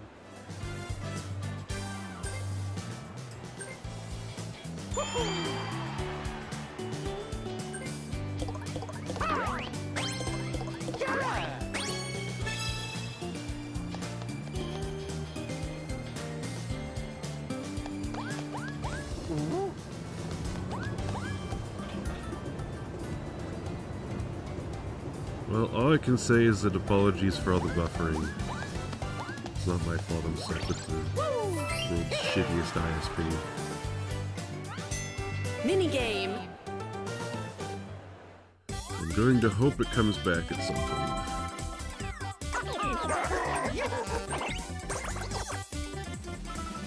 I do not want to end streamer if I don't have to.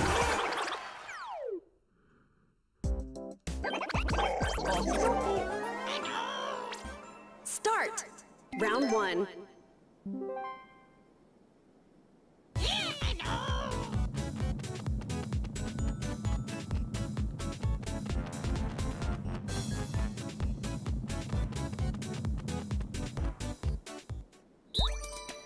You know, considering that there's so many internet issues happening, I think it's a good thing we're going to do the 24-hour stream today.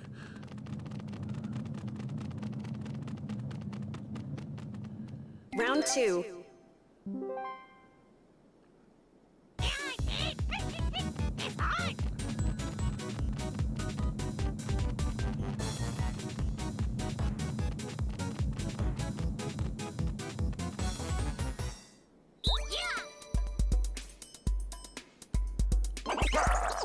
Yes!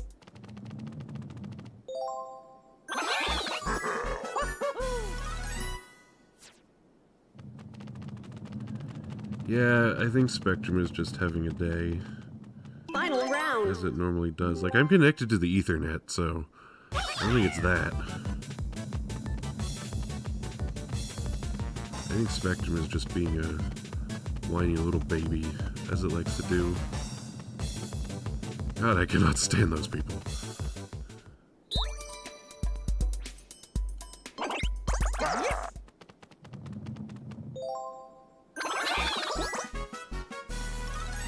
Is it coming back? The drop frames have stopped. Looks like I might be coming back. Winner. Oh, no it isn't. I got pranked. Damn it, Spectrum.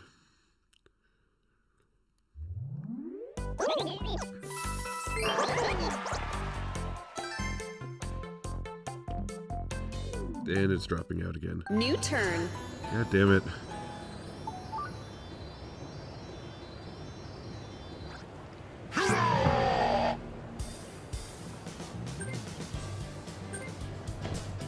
I'm kind of just looking intently at OBS, making sure trying to see if the dropped frames count is increasing at all.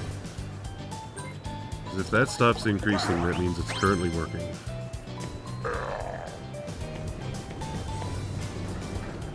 Which it is good right now. Seems like we're back. I don't know, I may have to change the title. I'm gonna do that.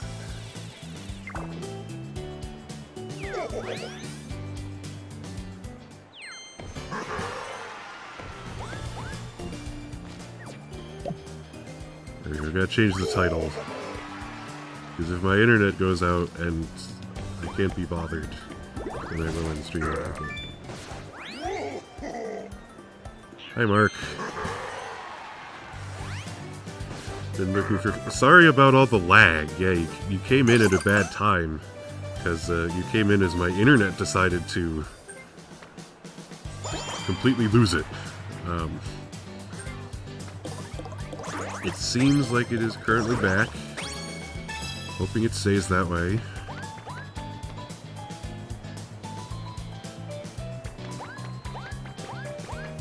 Yeah, I was hoping to do my 24-hour stream today. Couldn't do that. So, we're doing this. I need to do something more chill. So I'm just playing Mario Party for a while.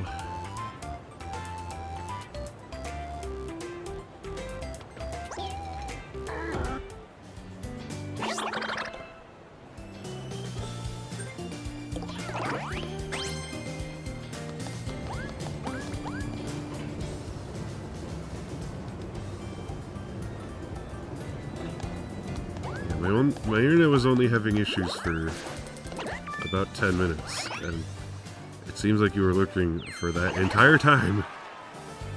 Mario time! Yeah, it seems like my internet has returned to normal, so it should actually be back.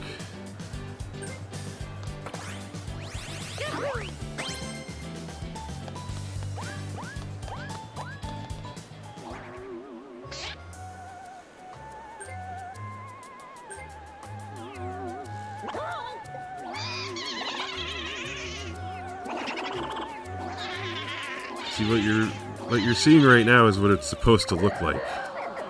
I Like I said, for some reason, Spectrum decided it needed to throw a tantrum in the middle of my stream and dropped a whole bunch of frames.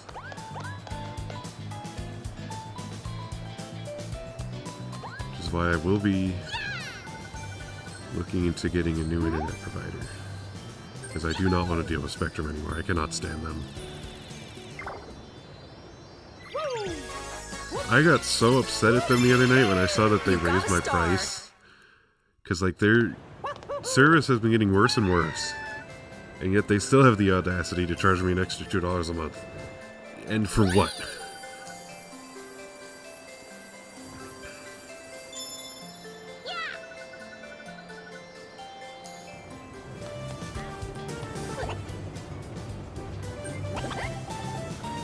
Silly Spectrum. Silly is an understatement. I will leave it at that.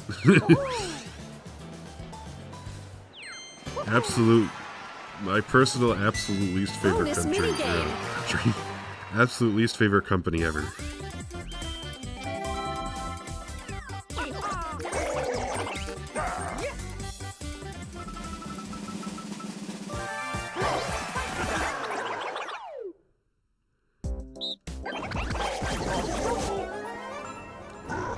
It is actually stupid.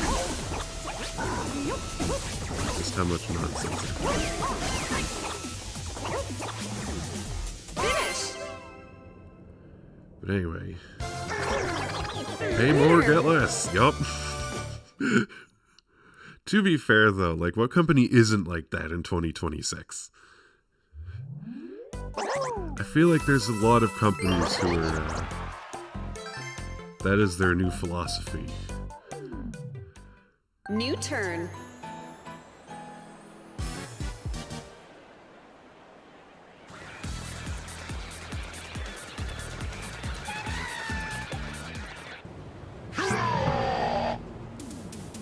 Because, like, I pay for YouTube Premium. The only reason I do that is because of how intrusive the ads are. Like, even when I subscribed to it in, like, 2023, I think it was, like, the ads were so bad that it was, like, nearly unusable for me. Same thing with, like, Discord Nitro. Like, I do that because they paywall things behind. Like, the things that they paywall are things that I just would like to use that shouldn't be paywalled, but, like, they are anyway.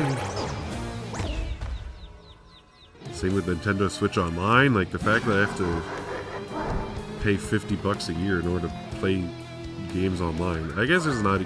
I don't have to pay $50. They have a $20 a year plan, but even still, like, the fact that I have to pay Nintendo for the privilege to play games online with their provably horrible servers, by the way. There are too many times people will play Mario Maker 2 with, like, PowerPoint level internet. You can still use UBO. So what I do is I use Chrome for YouTube and nothing else.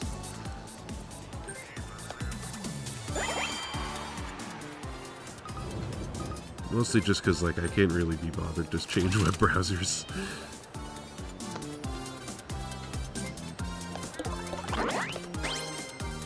I already changed from Microsoft Edge to Firefox a while back.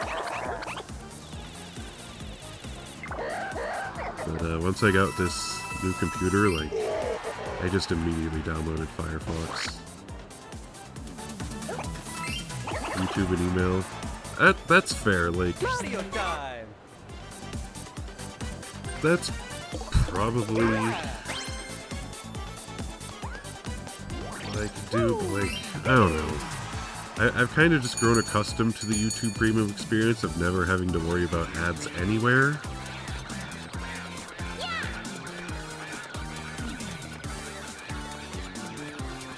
Because, like, I use YouTube enough I'm on YouTube like all the time, so Minigame. to me, the price is worth it. But like, I could understand, especially too, because like they have a student discount for college students. So instead of $14, I get it for like $8 a month.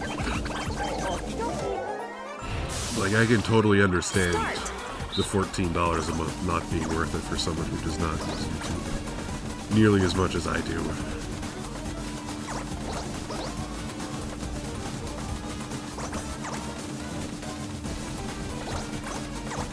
I mean, hey, at least I'm not paying for Twitter Blue. Anyone who pays for Twitter Blue, who, like, doesn't have a good reason to do that, like, if they're not a public figure or anything, like, I just cannot help but think that, like, you are just purposely being cringe at that point if you're paying for Twitter Blue.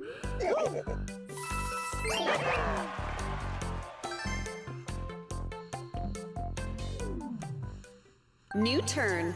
The other one is Twitter Blue is a sign of, if you pay for Twitter Blue, I immediately assume you are more stupid than the average person. But the other one that I don't see why people would ever pay for is ChatGPT. Because, like, their subscription service is, like, super expensive. But also, like, it's ChatGPT. Like, can we make them go away, please?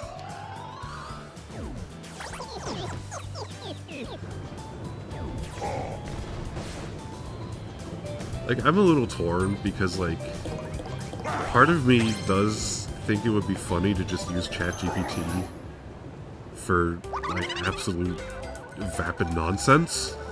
Like, just to make fun of it. But also, like, I don't want to support OpenAI. Apparently they're, like, super hemorrhaging money, and, like, I want it to stay that way, please. I would love for them to go under. We never hear from them again.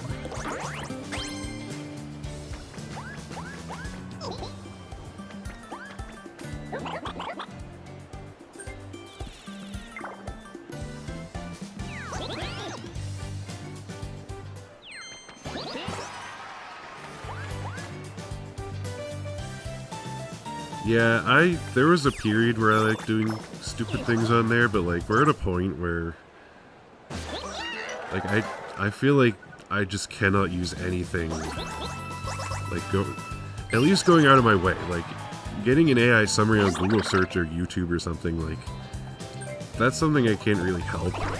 But, like, if I'm going out of my way to use AI for anything, like, it just feels extremely gross now. Like, back in 2024, before AI everything took over the world, like, sure, if you wanted to do something stupid with ChatGPT, like, so be it. But at this point, I feel like there needs to be a cold turkey quitting of AI. Okay, so that makes sense because there was a story with the Google AI where I don't remember what it was, but there was some answer that someone got where the source was literally like a 10-year-old Reddit comment from someone named Fucksmith. Like,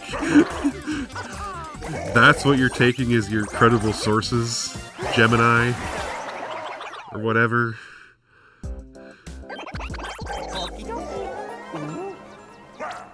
Start.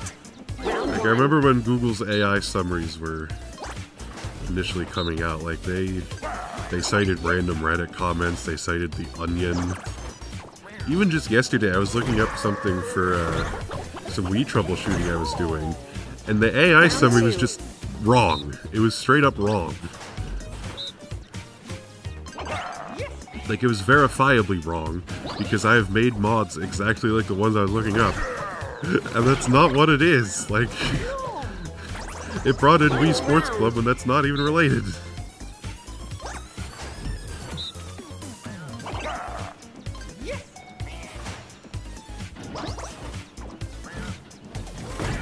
I'm gonna be so real though.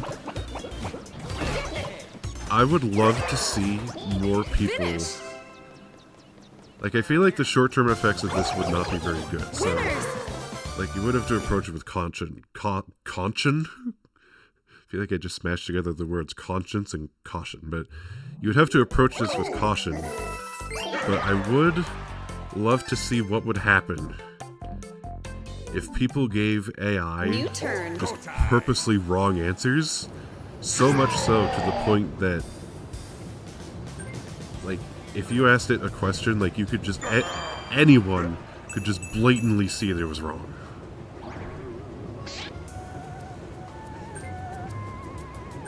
Like, I would want to see what the effects of that would be.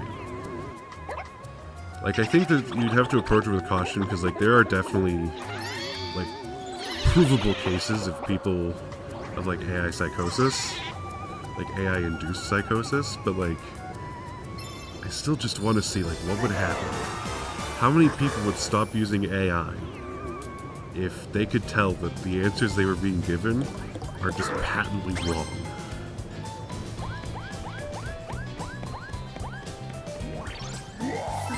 I mean, I guess to be fair, like, that might be kind of difficult because the way ChatGPT is structured, like, I'm pretty sure everyone knows at this point, ChatGPT wants nothing but for you to keep using them. So it will just glaze anything you have to say. So, like, you can very easily get it to believe something that is patently wrong if you force it to. But, like, this isn't even that. Like, this would be... What I would want is for someone, just normal person, who is not going onto ChatGPT with the intention to mess with it, getting something so blatantly wrong that it just turns them off from using AI. I think that's how we get it to go away. Mario time! Is it 2025? No, it's not 2025. It's 2025.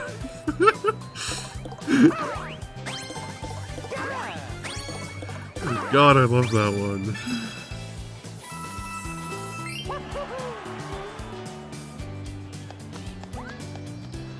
I mean, I feel like there was it probably only lasted a month where you could get absolutely stupid answers from Google AI, but in that time, it was awesome.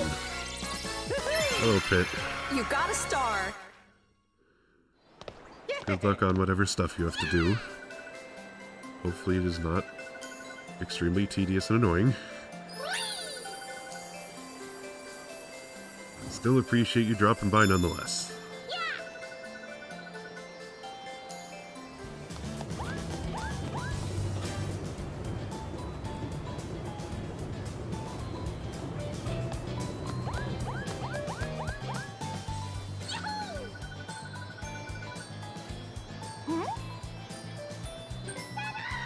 Yeah, wasn't that the one where it, like, cited the Onion? I think it cited the Onion for that one. You got a star. I like the fact that Google AI can be shown on the subreddit r/8theonion. What are we doing? What are we doing?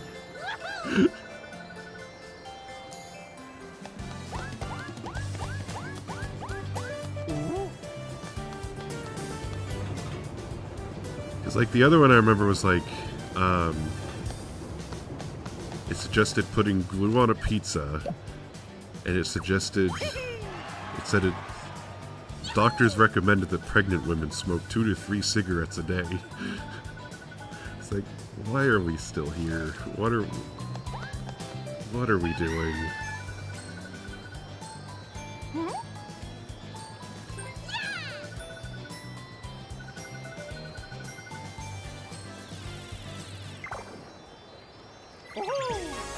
Yeah, I'm mostly just annoyed at AI because it can't tell the difference between Wii Sports and Wii Sports Club. Yes!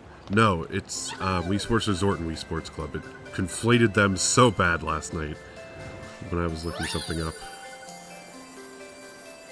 And I wanted to scream. I was like, why? Why are you doing this?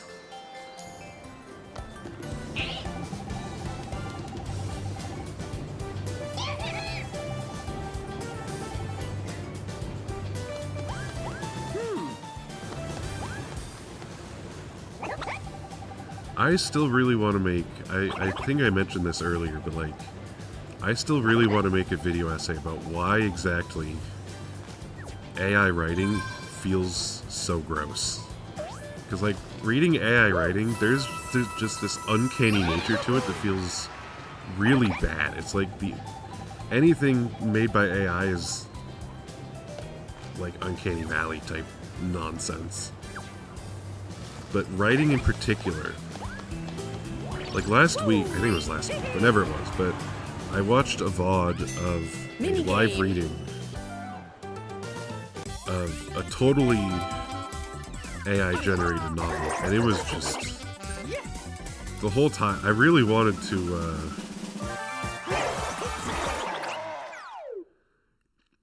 that reading was what inspired the video idea of why AI writing feels so gross. Start. But it was really funny because like the whole time you could tell that AI just wanted to be done. But Billy Cool, who is not very cool, Billy is the same guy who was responsible for Willy's Chocolate Experience back in 2024.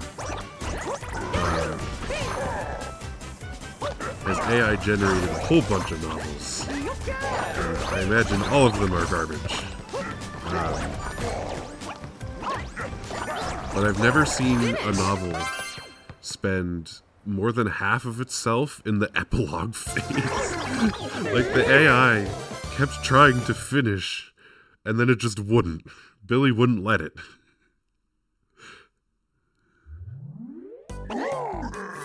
So it tried to write the epilogue.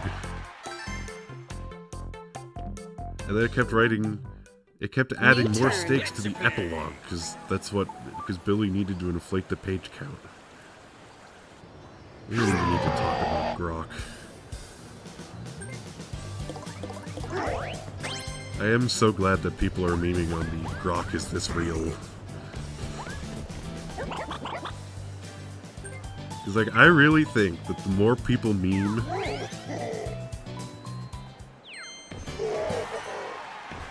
Censored the last name. I mean,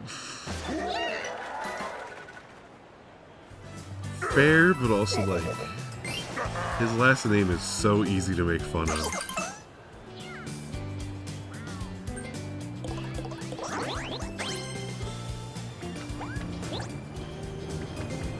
Then again, the guy in general is so easy to make fun of. Like, when I think punchable faces, I think that guy. Failed sales pitches and desperate suit. Yes! Thank you! It reads so badly, like it is constantly trying to sell you something. Like, anytime I get an AI summary for a YouTube video, it throws in, like, really fancy verbs and adverbs that, like, no one would ever actually use. And it always reads like it's trying to sell it to me. I'm so glad I'm not the only one who thinks that. Thank you.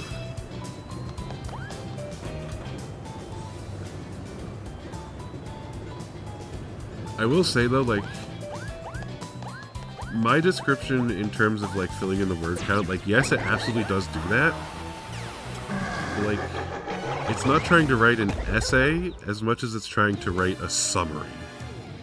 But like, a summary that is the report. It's the summary... It's the book report by someone who clearly didn't read the book. So they read the Wikipedia article and are summarizing what they read on the Wikipedia article. You know.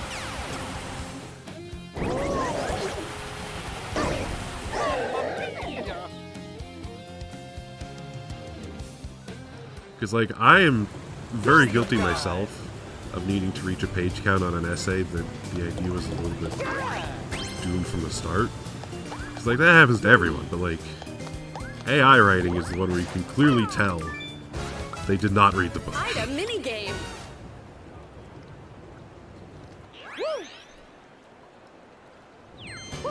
I was also very annoyed with the particular this book I minigame. watched the reading of, because in one of the many epilogue chapters, it's like 11, and then one that's actually labeled epilogue, which is so dumb.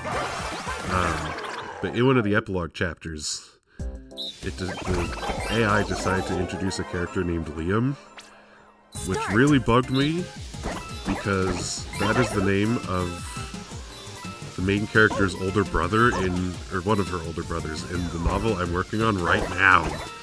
It's like, don't try to reclaim the names of my characters, ChatGPT.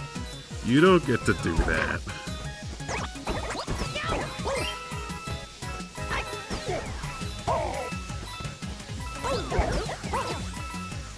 Yeah, I really want to make a video on why exactly Finish. AI writing feels so gross.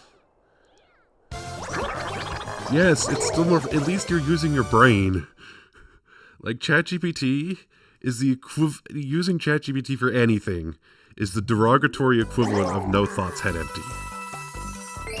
Like, if you're using AI to do something for you, like, I genuinely believe you just have less capacity to think for yourself. Because, like, thinking for yourself is one of the most fun things about life, is it not? Like, not to be waxing poetic over Super Mario Party Jamboree footage, but, like, one of the most fun things about life is that you get to think for yourself and have a unique experience, and AI can never do that. And yet we've all decided that because it's easier, it's better.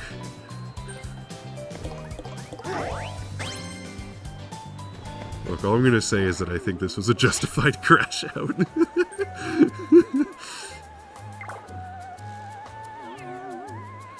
I have spent nearly all of my classical rhetoric classes, all of the ones I've been to, because I missed one, but we love talking about AI, you know, because obviously it's topical, so we have plenty to say about it, especially because we're all either current or aspiring teachers. But, like, we have so much to say about it. It's kind of awesome.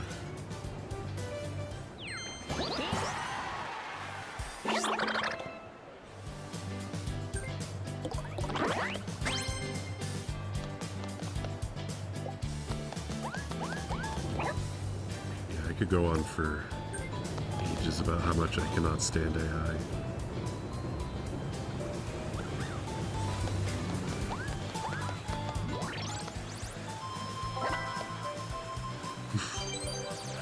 Okay, part of me is also like, oh my god, that's so lazy. Why do you need ChatGPT to record your phone messages? Mario time. But, like, at the same time, I have horrible phone call anxiety, so I kind of get it. I get it a little, but also I'm still gonna make fun of him for being lazy.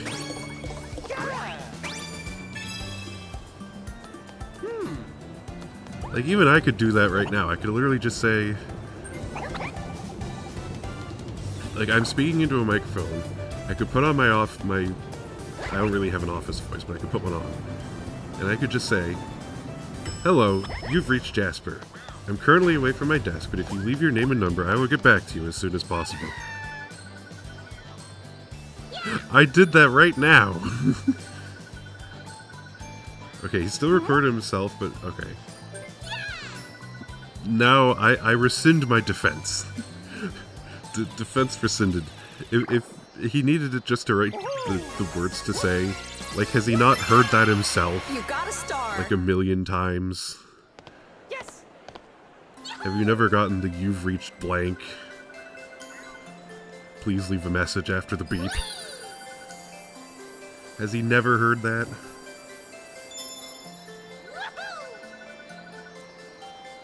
Always a tool, never. It shouldn't even. I don't even like it as a tool anymore. Like, if AI were willing to admit that it is a tool and never wanted to go beyond that, like, fine, whatever. But, like, AI, the people pushing AI are insistent that it is the future, but it is not. We've all seen that it does not.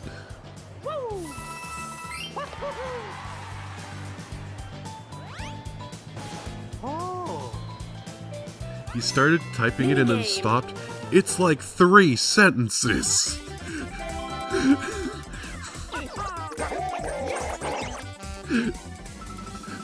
That is ridiculous.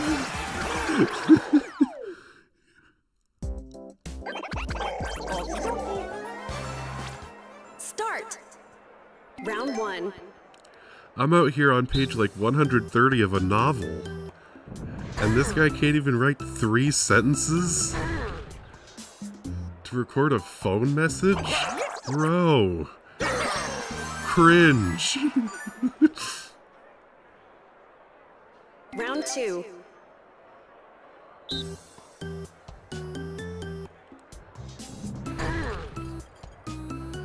AI is a great tool for posers. That's how I see it. It's a great tool for creatively bankrupt people who think they are the future and are trying to sneak into an industry and an art that they do not belong in.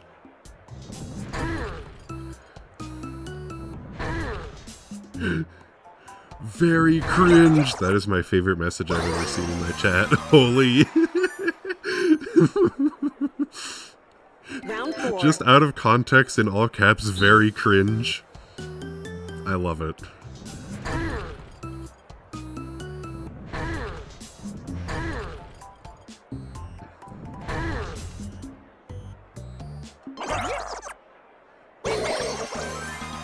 Yeah, it wasn't even trying to do anything. It's a phone message. Final round. People have been coming up with those off the top of their heads for literally decades. Literally. Like, the answering machine has been around since, what, the 70s at least? I don't actually know when it was invented, but all I know is that Rupert Holmes made a song about an answering machine in 1980. So it's been around for at least 45 years. And people presumably have either written them down on sheets of paper or just winged it off the top of their heads in all of that time. But no, apparently now we need ChatGPT to write it for us. Boo!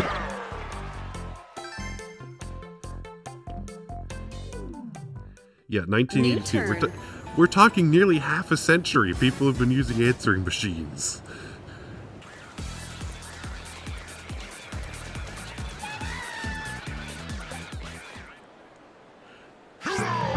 I'm just...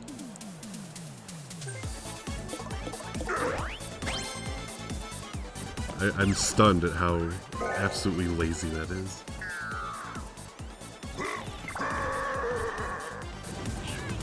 Okay.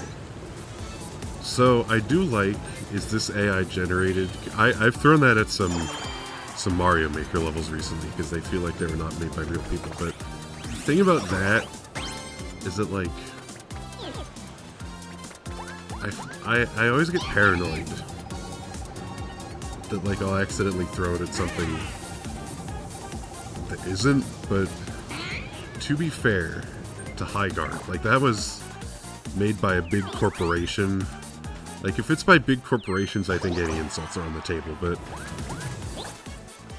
I always get paranoid that I'm gonna accidentally, like, super insult someone by calling their actual genuine work AI.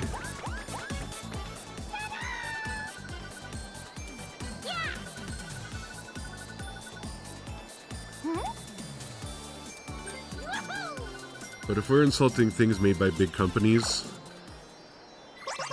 any bullying is on the table. You got a star. It's all fair play.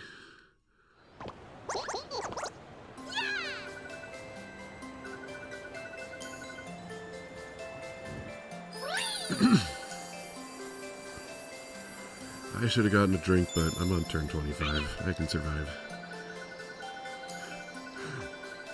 I'm so happy I get to have my AI crash out. I cannot stand AI. I'm so glad it's not copyrightable anymore. All these people trying to push AI in the creative industry have all been shot down, and it makes me so happy.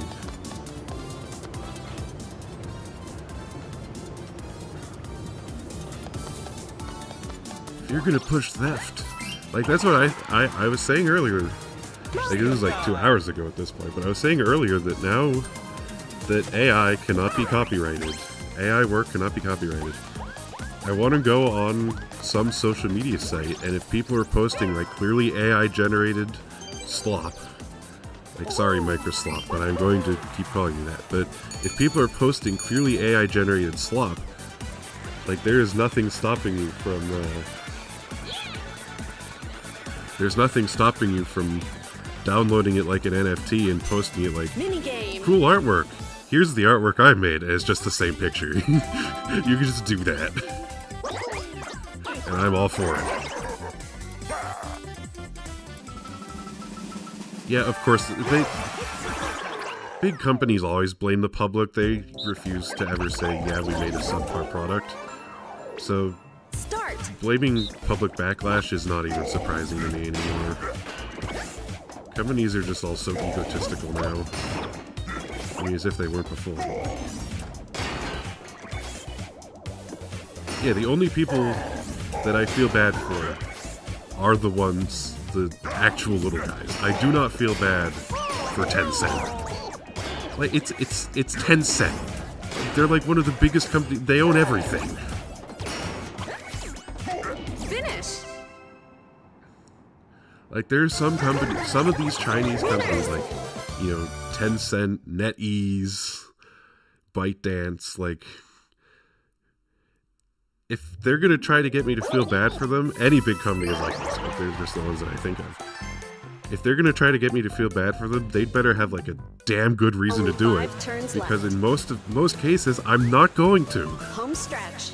You have all of the money you could ever want, and yet you can't invest in making a product people actually like? Like, come on, guys. Step up your PR game a little bit.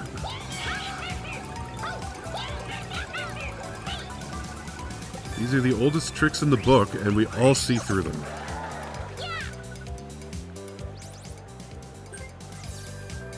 Oh, you pick, okay, that's a really boring event. Pick a better one, man.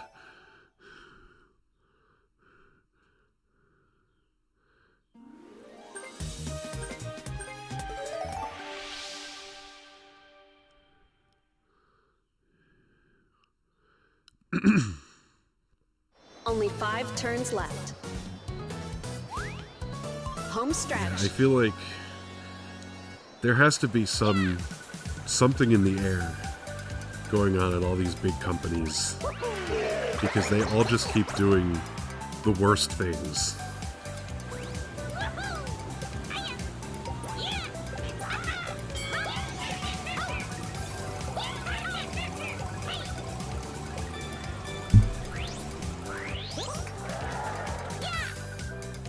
Like, I'm not big into conspiracy theories or anything, but, like, if you told me there was some kind of humiliation ritual going on at these big companies, I would absolutely believe you. It is just a race to be the worst.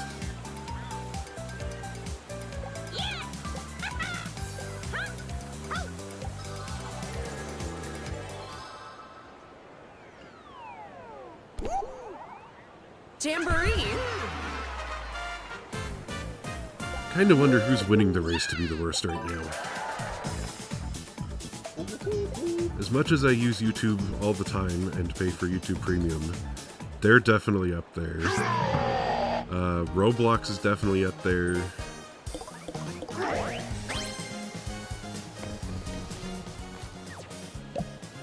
I don't know, I kind of feel like Roblox is winning the race to be the worst.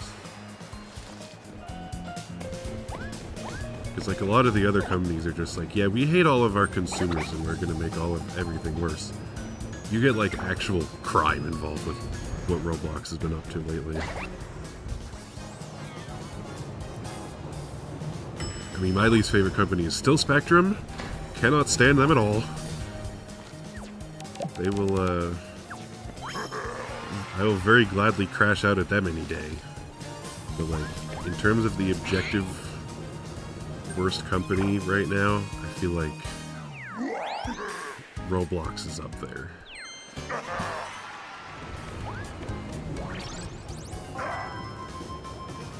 Just got back. Are we listing evil companies? I was trying to decide, like, who is winning the race to be the worst, so... Kind of. Pretty much. And my top contender right now for most evil company of 2026 is definitely Roblox.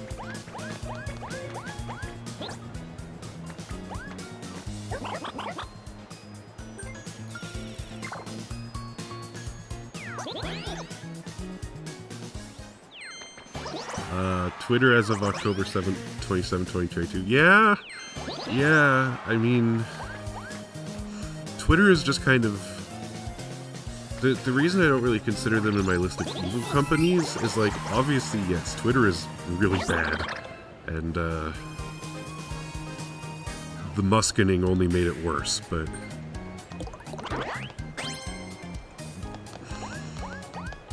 That's kind of just a general hell site, like... I mean, I guess they have been changing the algorithm to promote, like... You know, I feel like I don't need to finish that sentence, but... finish that sentence however you please, but...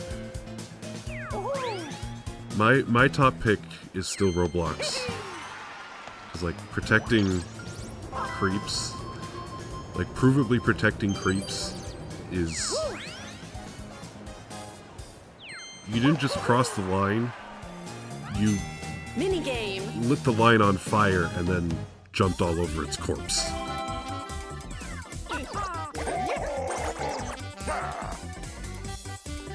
So that is why if we're running a poll for who is the most evil company, which we're not right now, but if we were to run that poll, that would be my vote.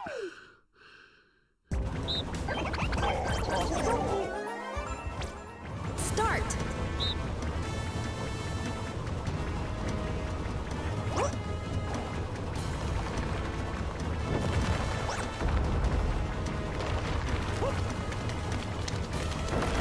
See, the one that I'm not sure if I would call them evil. Like, unlikable, absolutely. But the one I'm not sure if I would call them evil is OpenAI. Because, like, absolutely, they have brought on the downfall of critical thinking. But, like, is that evil, or is that just typical company nonsense?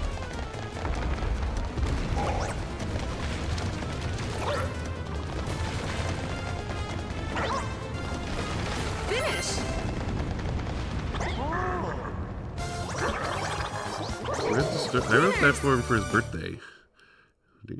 He must have sent it to you or something. So I think I only shared that with him, but I am glad you enjoyed that. So, fun fact about that story. For 3 years, from 2023 to 2025, my birthday stories involved his whole cast of characters, Feathers, OCs. So I was like, we're on year 4 of this. We're turning the tables and we're bringing in my characters, and it was really fun to write. Trump, or anything Trump does is evil, so yes, I will give you that. It's hard to beat that. Yeah, I have a ton of fun writing stories with my various Mario OCs. I just don't do it as often as I'd like.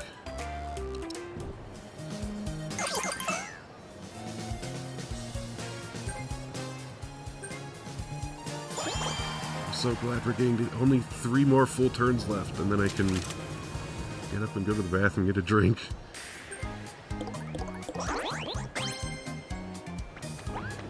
Oh yeah, I forgot I I love a silly file name.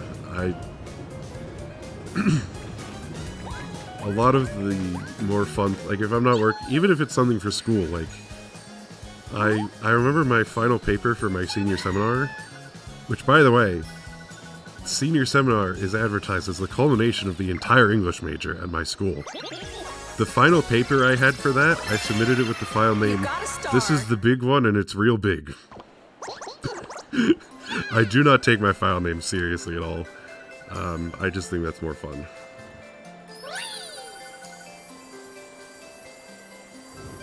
didn't know you shared that on his Google Drive, though. Not that I mind. I'm always out here looking for an audience, but...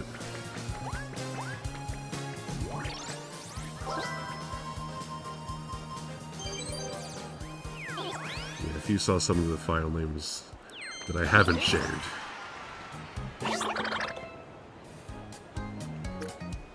it would make a lot of sense.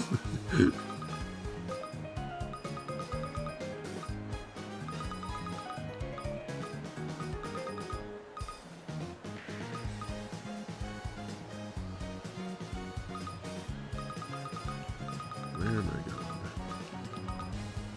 We can do 10, I think.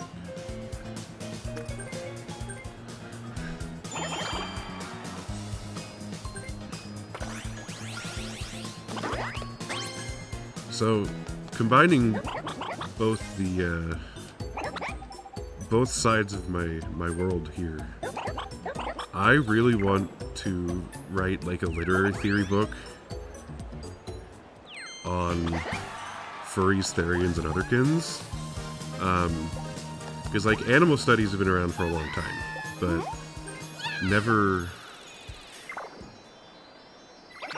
there's never been really much crossover with like the furries. You got a star.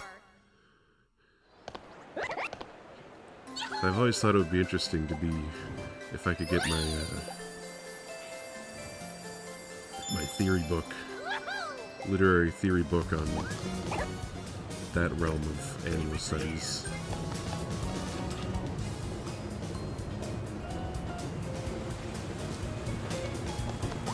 But also, I much more prefer creative writing than academic writing, so writing 200 pages of theory will probably end up being pretty draining for me.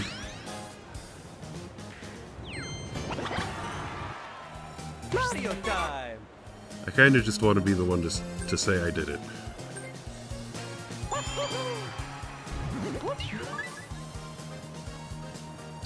I'm very much not above doing something for the sake of saying I did it.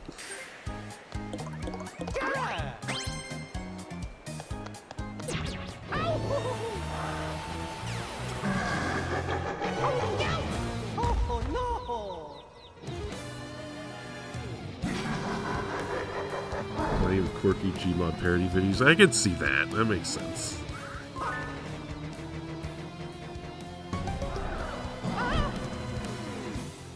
I feel like the early 2010s, like, there was an air, just this air of caring about how much you didn't care. That makes sense? Like, you know, early 2010s were like the launch of like SMG4, and I feel like that Bonus is kind of minigame. just exemplary of like very late aughts, early 2010s comedy. And there was definitely like a caring, but also I don't care, but I care about how much I don't care. Which probably sounds like complete nonsense, but I assure you it makes sense in my head.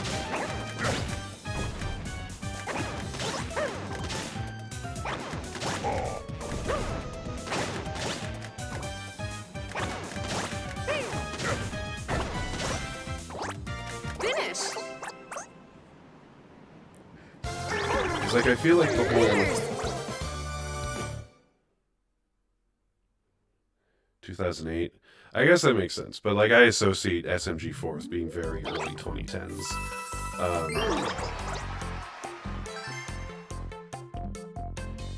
Like I feel like peak SMG4 Only was 3 like turns left. 2012, 2013 is when maybe even before that, I don't know. But definitely very early 2010s is when I associate SMG4 with. Crazy that has ended now. What a run of 17 years.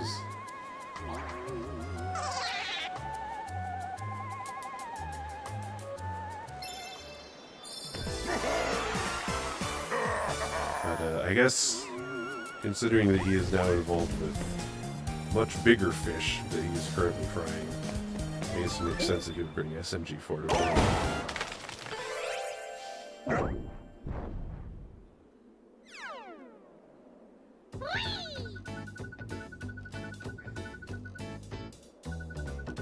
Yeah, I feel like people... I know I definitely lost a lot of interest when things started becoming more original. Chance time. And even then, that was like 2017. So it was still very, still very rooted in Mario, but like not nearly as much. I will say, very definitely should not have been watching SMG4 at the age I started. But then again, I think that's just part of growing up as a Mario fan on YouTube. You discover SMG4 long before you should.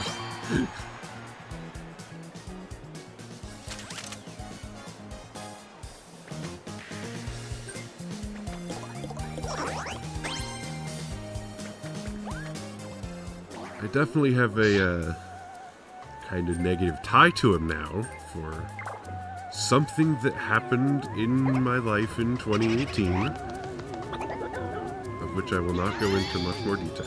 But anyone who knows the history of SMG4 knows there is one name who appeared a lot back in the day who is not very good. We'll put it that way.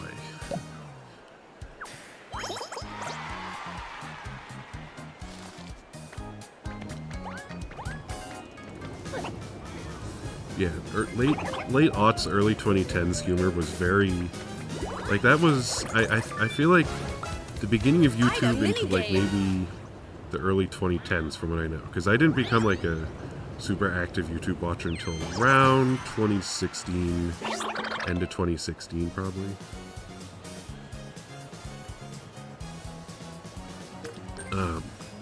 But that whole time period was very much the lol random XD era of internet humor.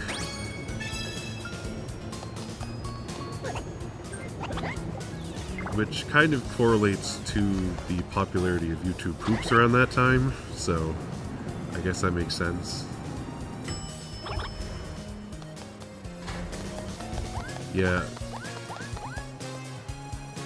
A part of life also being a person who grew up on YouTube is finding out that at least someone you watched growing up is not a good person.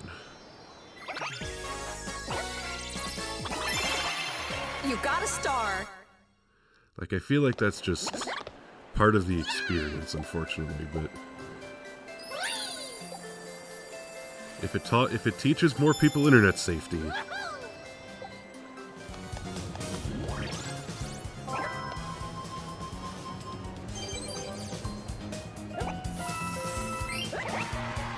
I feel like I sound like I'm advocating for some bad things, but I'm not.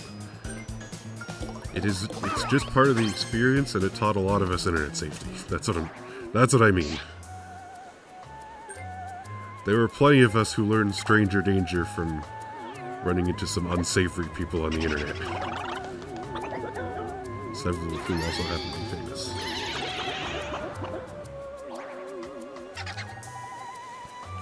Yeah, I feel like leaving is a lot better than staying around and becoming a villain, you know?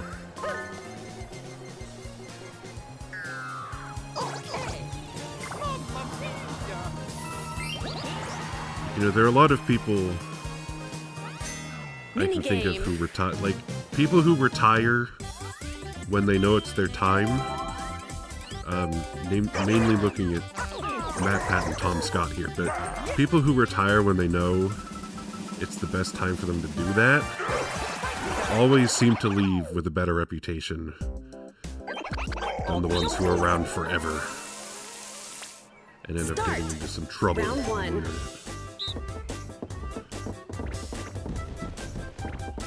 Like, why the hell is Colleen Ballinger still trying to be popular? Can we not, please? Like... Round two.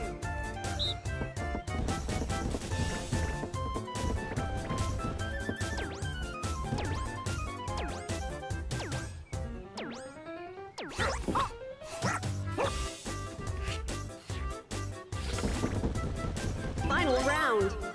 I feel like if you're getting a rise and fall documentary made about you, you know you fucked up somewhere along the way.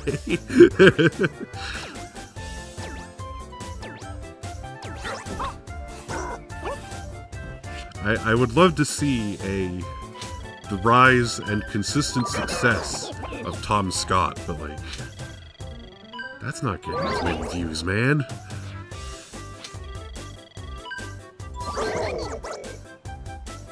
Finish.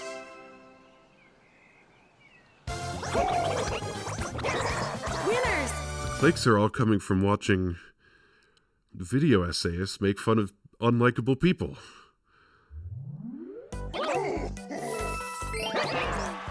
It's all about that engagement.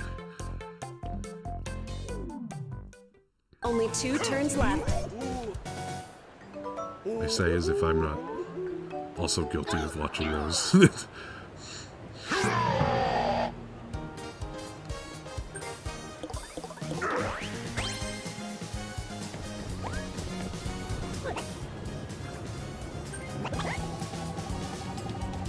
I guess I'm also a sucker for seeing the rise and fall of whoever, the internet's worst, whatever. I'm like, okay, what did this person do to make everyone dislike them?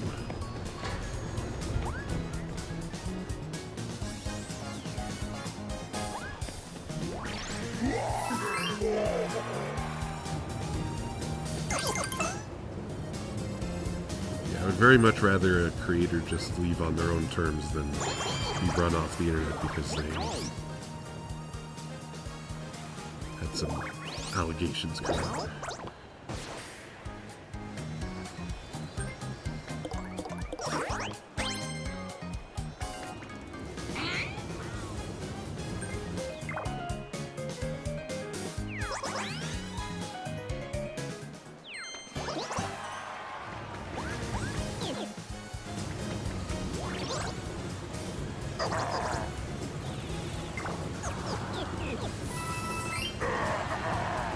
And then you have someone like me who is just always in this nebulous state of activity and not.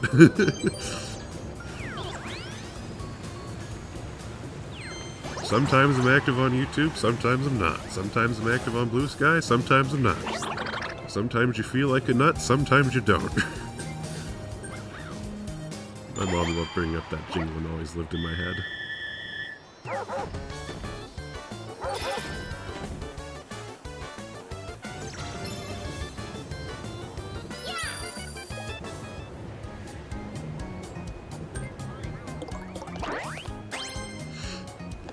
I like...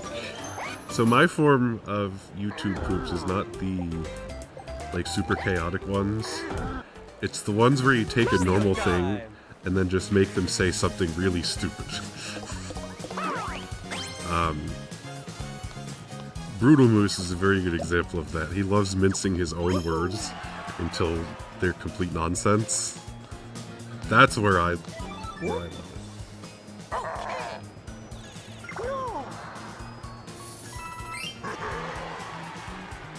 Funny because it's unexpected, yup.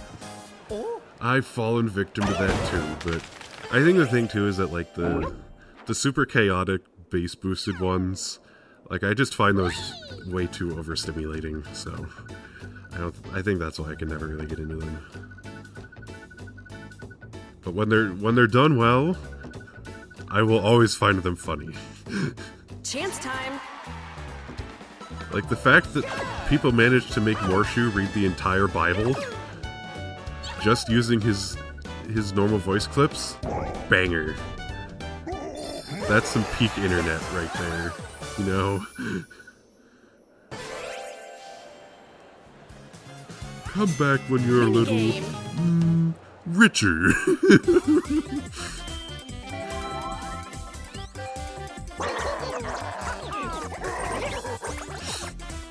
I wonder if anyone has ever said come back, made him say come back when you're little Richard.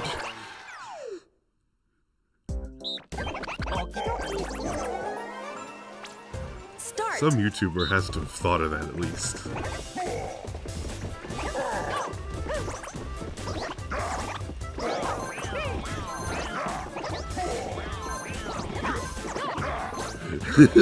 Only 2 scenes in the entire game. Manages to say enough syllables to read the entire Bible.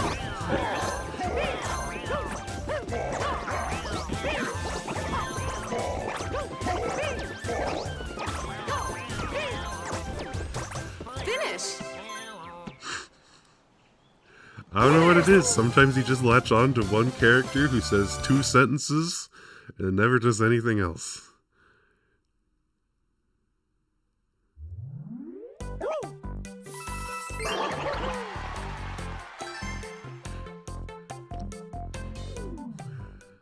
Final turn.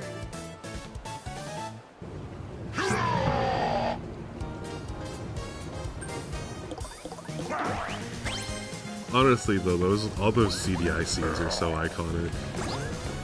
Even though I didn't grow up in the YouTube poop era, there are so many that I can quote.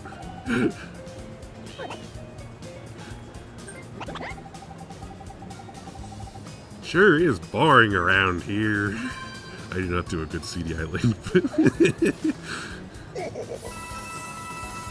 there's just this charm to them that they have staying power. Like, there's a reason the CDI, specifically the Mario and Zelda CDI games, there's a reason they have so much staying power. It's because they're funny. Like, even if it's unintentional, they are funny. They are so funny.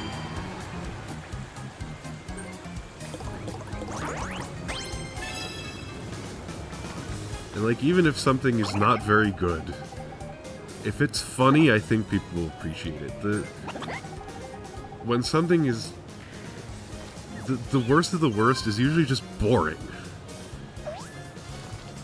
Like, if something is boring, you're gonna forget about it and never bring it up.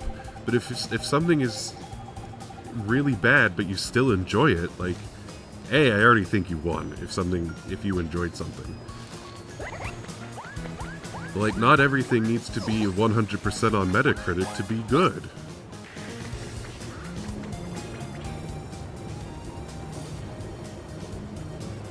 One of my favorite games is Wipeout on the Wii. That game is held together with scotch tape and vibes. It is so broken, but it is so funny that I cannot help but love it. Yeah, I would be really bad at sentence mixing, honestly. It's really good when it's done well, but I just don't think I'd be able to do it well is the problem. Mario time!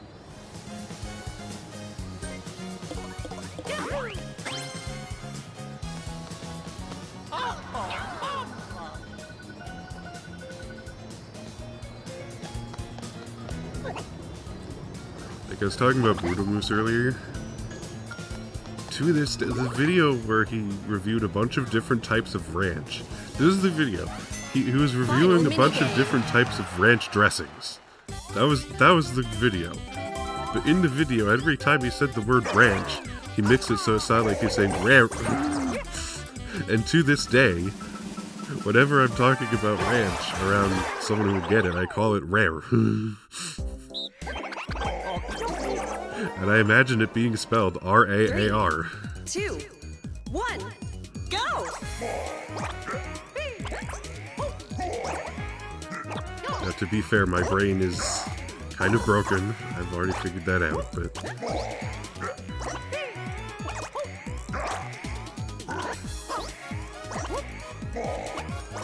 there are some things that are just objectively funny. Like, you want to know something that's objectively funny? There is a British police officer whose name is Rob Banks. That's so good! Like...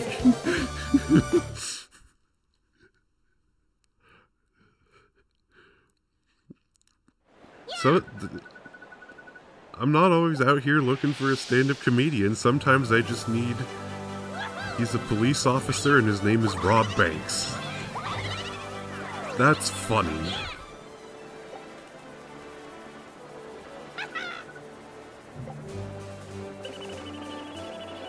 So Rob Banks, there's actually a term for that. It's called an inaptonym. There's aptonyms and there's inaptonyms. which is where your name is either fitting or unfitting for whatever it is you do.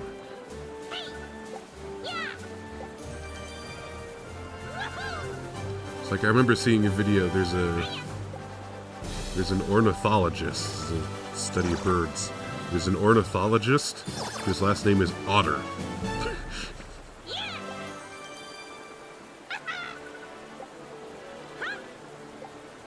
Like, if your last name is Otter and you're already going into zoology, why would you not study otters?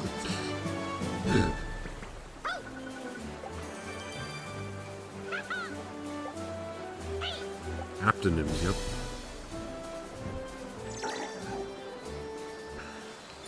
Highly recommend looking them up. One of my other favorites is that there's a YouTuber named Lil Simsy who is known for playing The Sims, and her last name is Sims.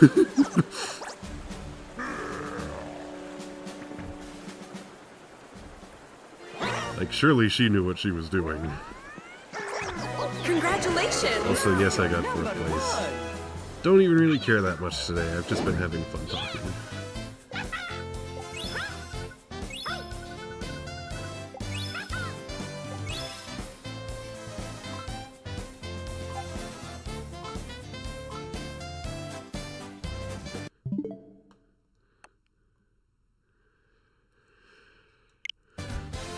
But, sue you. Another favorite of the inaptonyms was an Apple employee whose name is Samsung.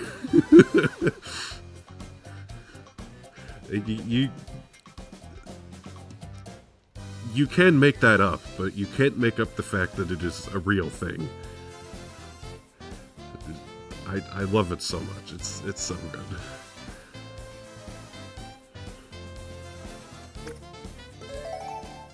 Well, I said stream ends when I complete 30 turns.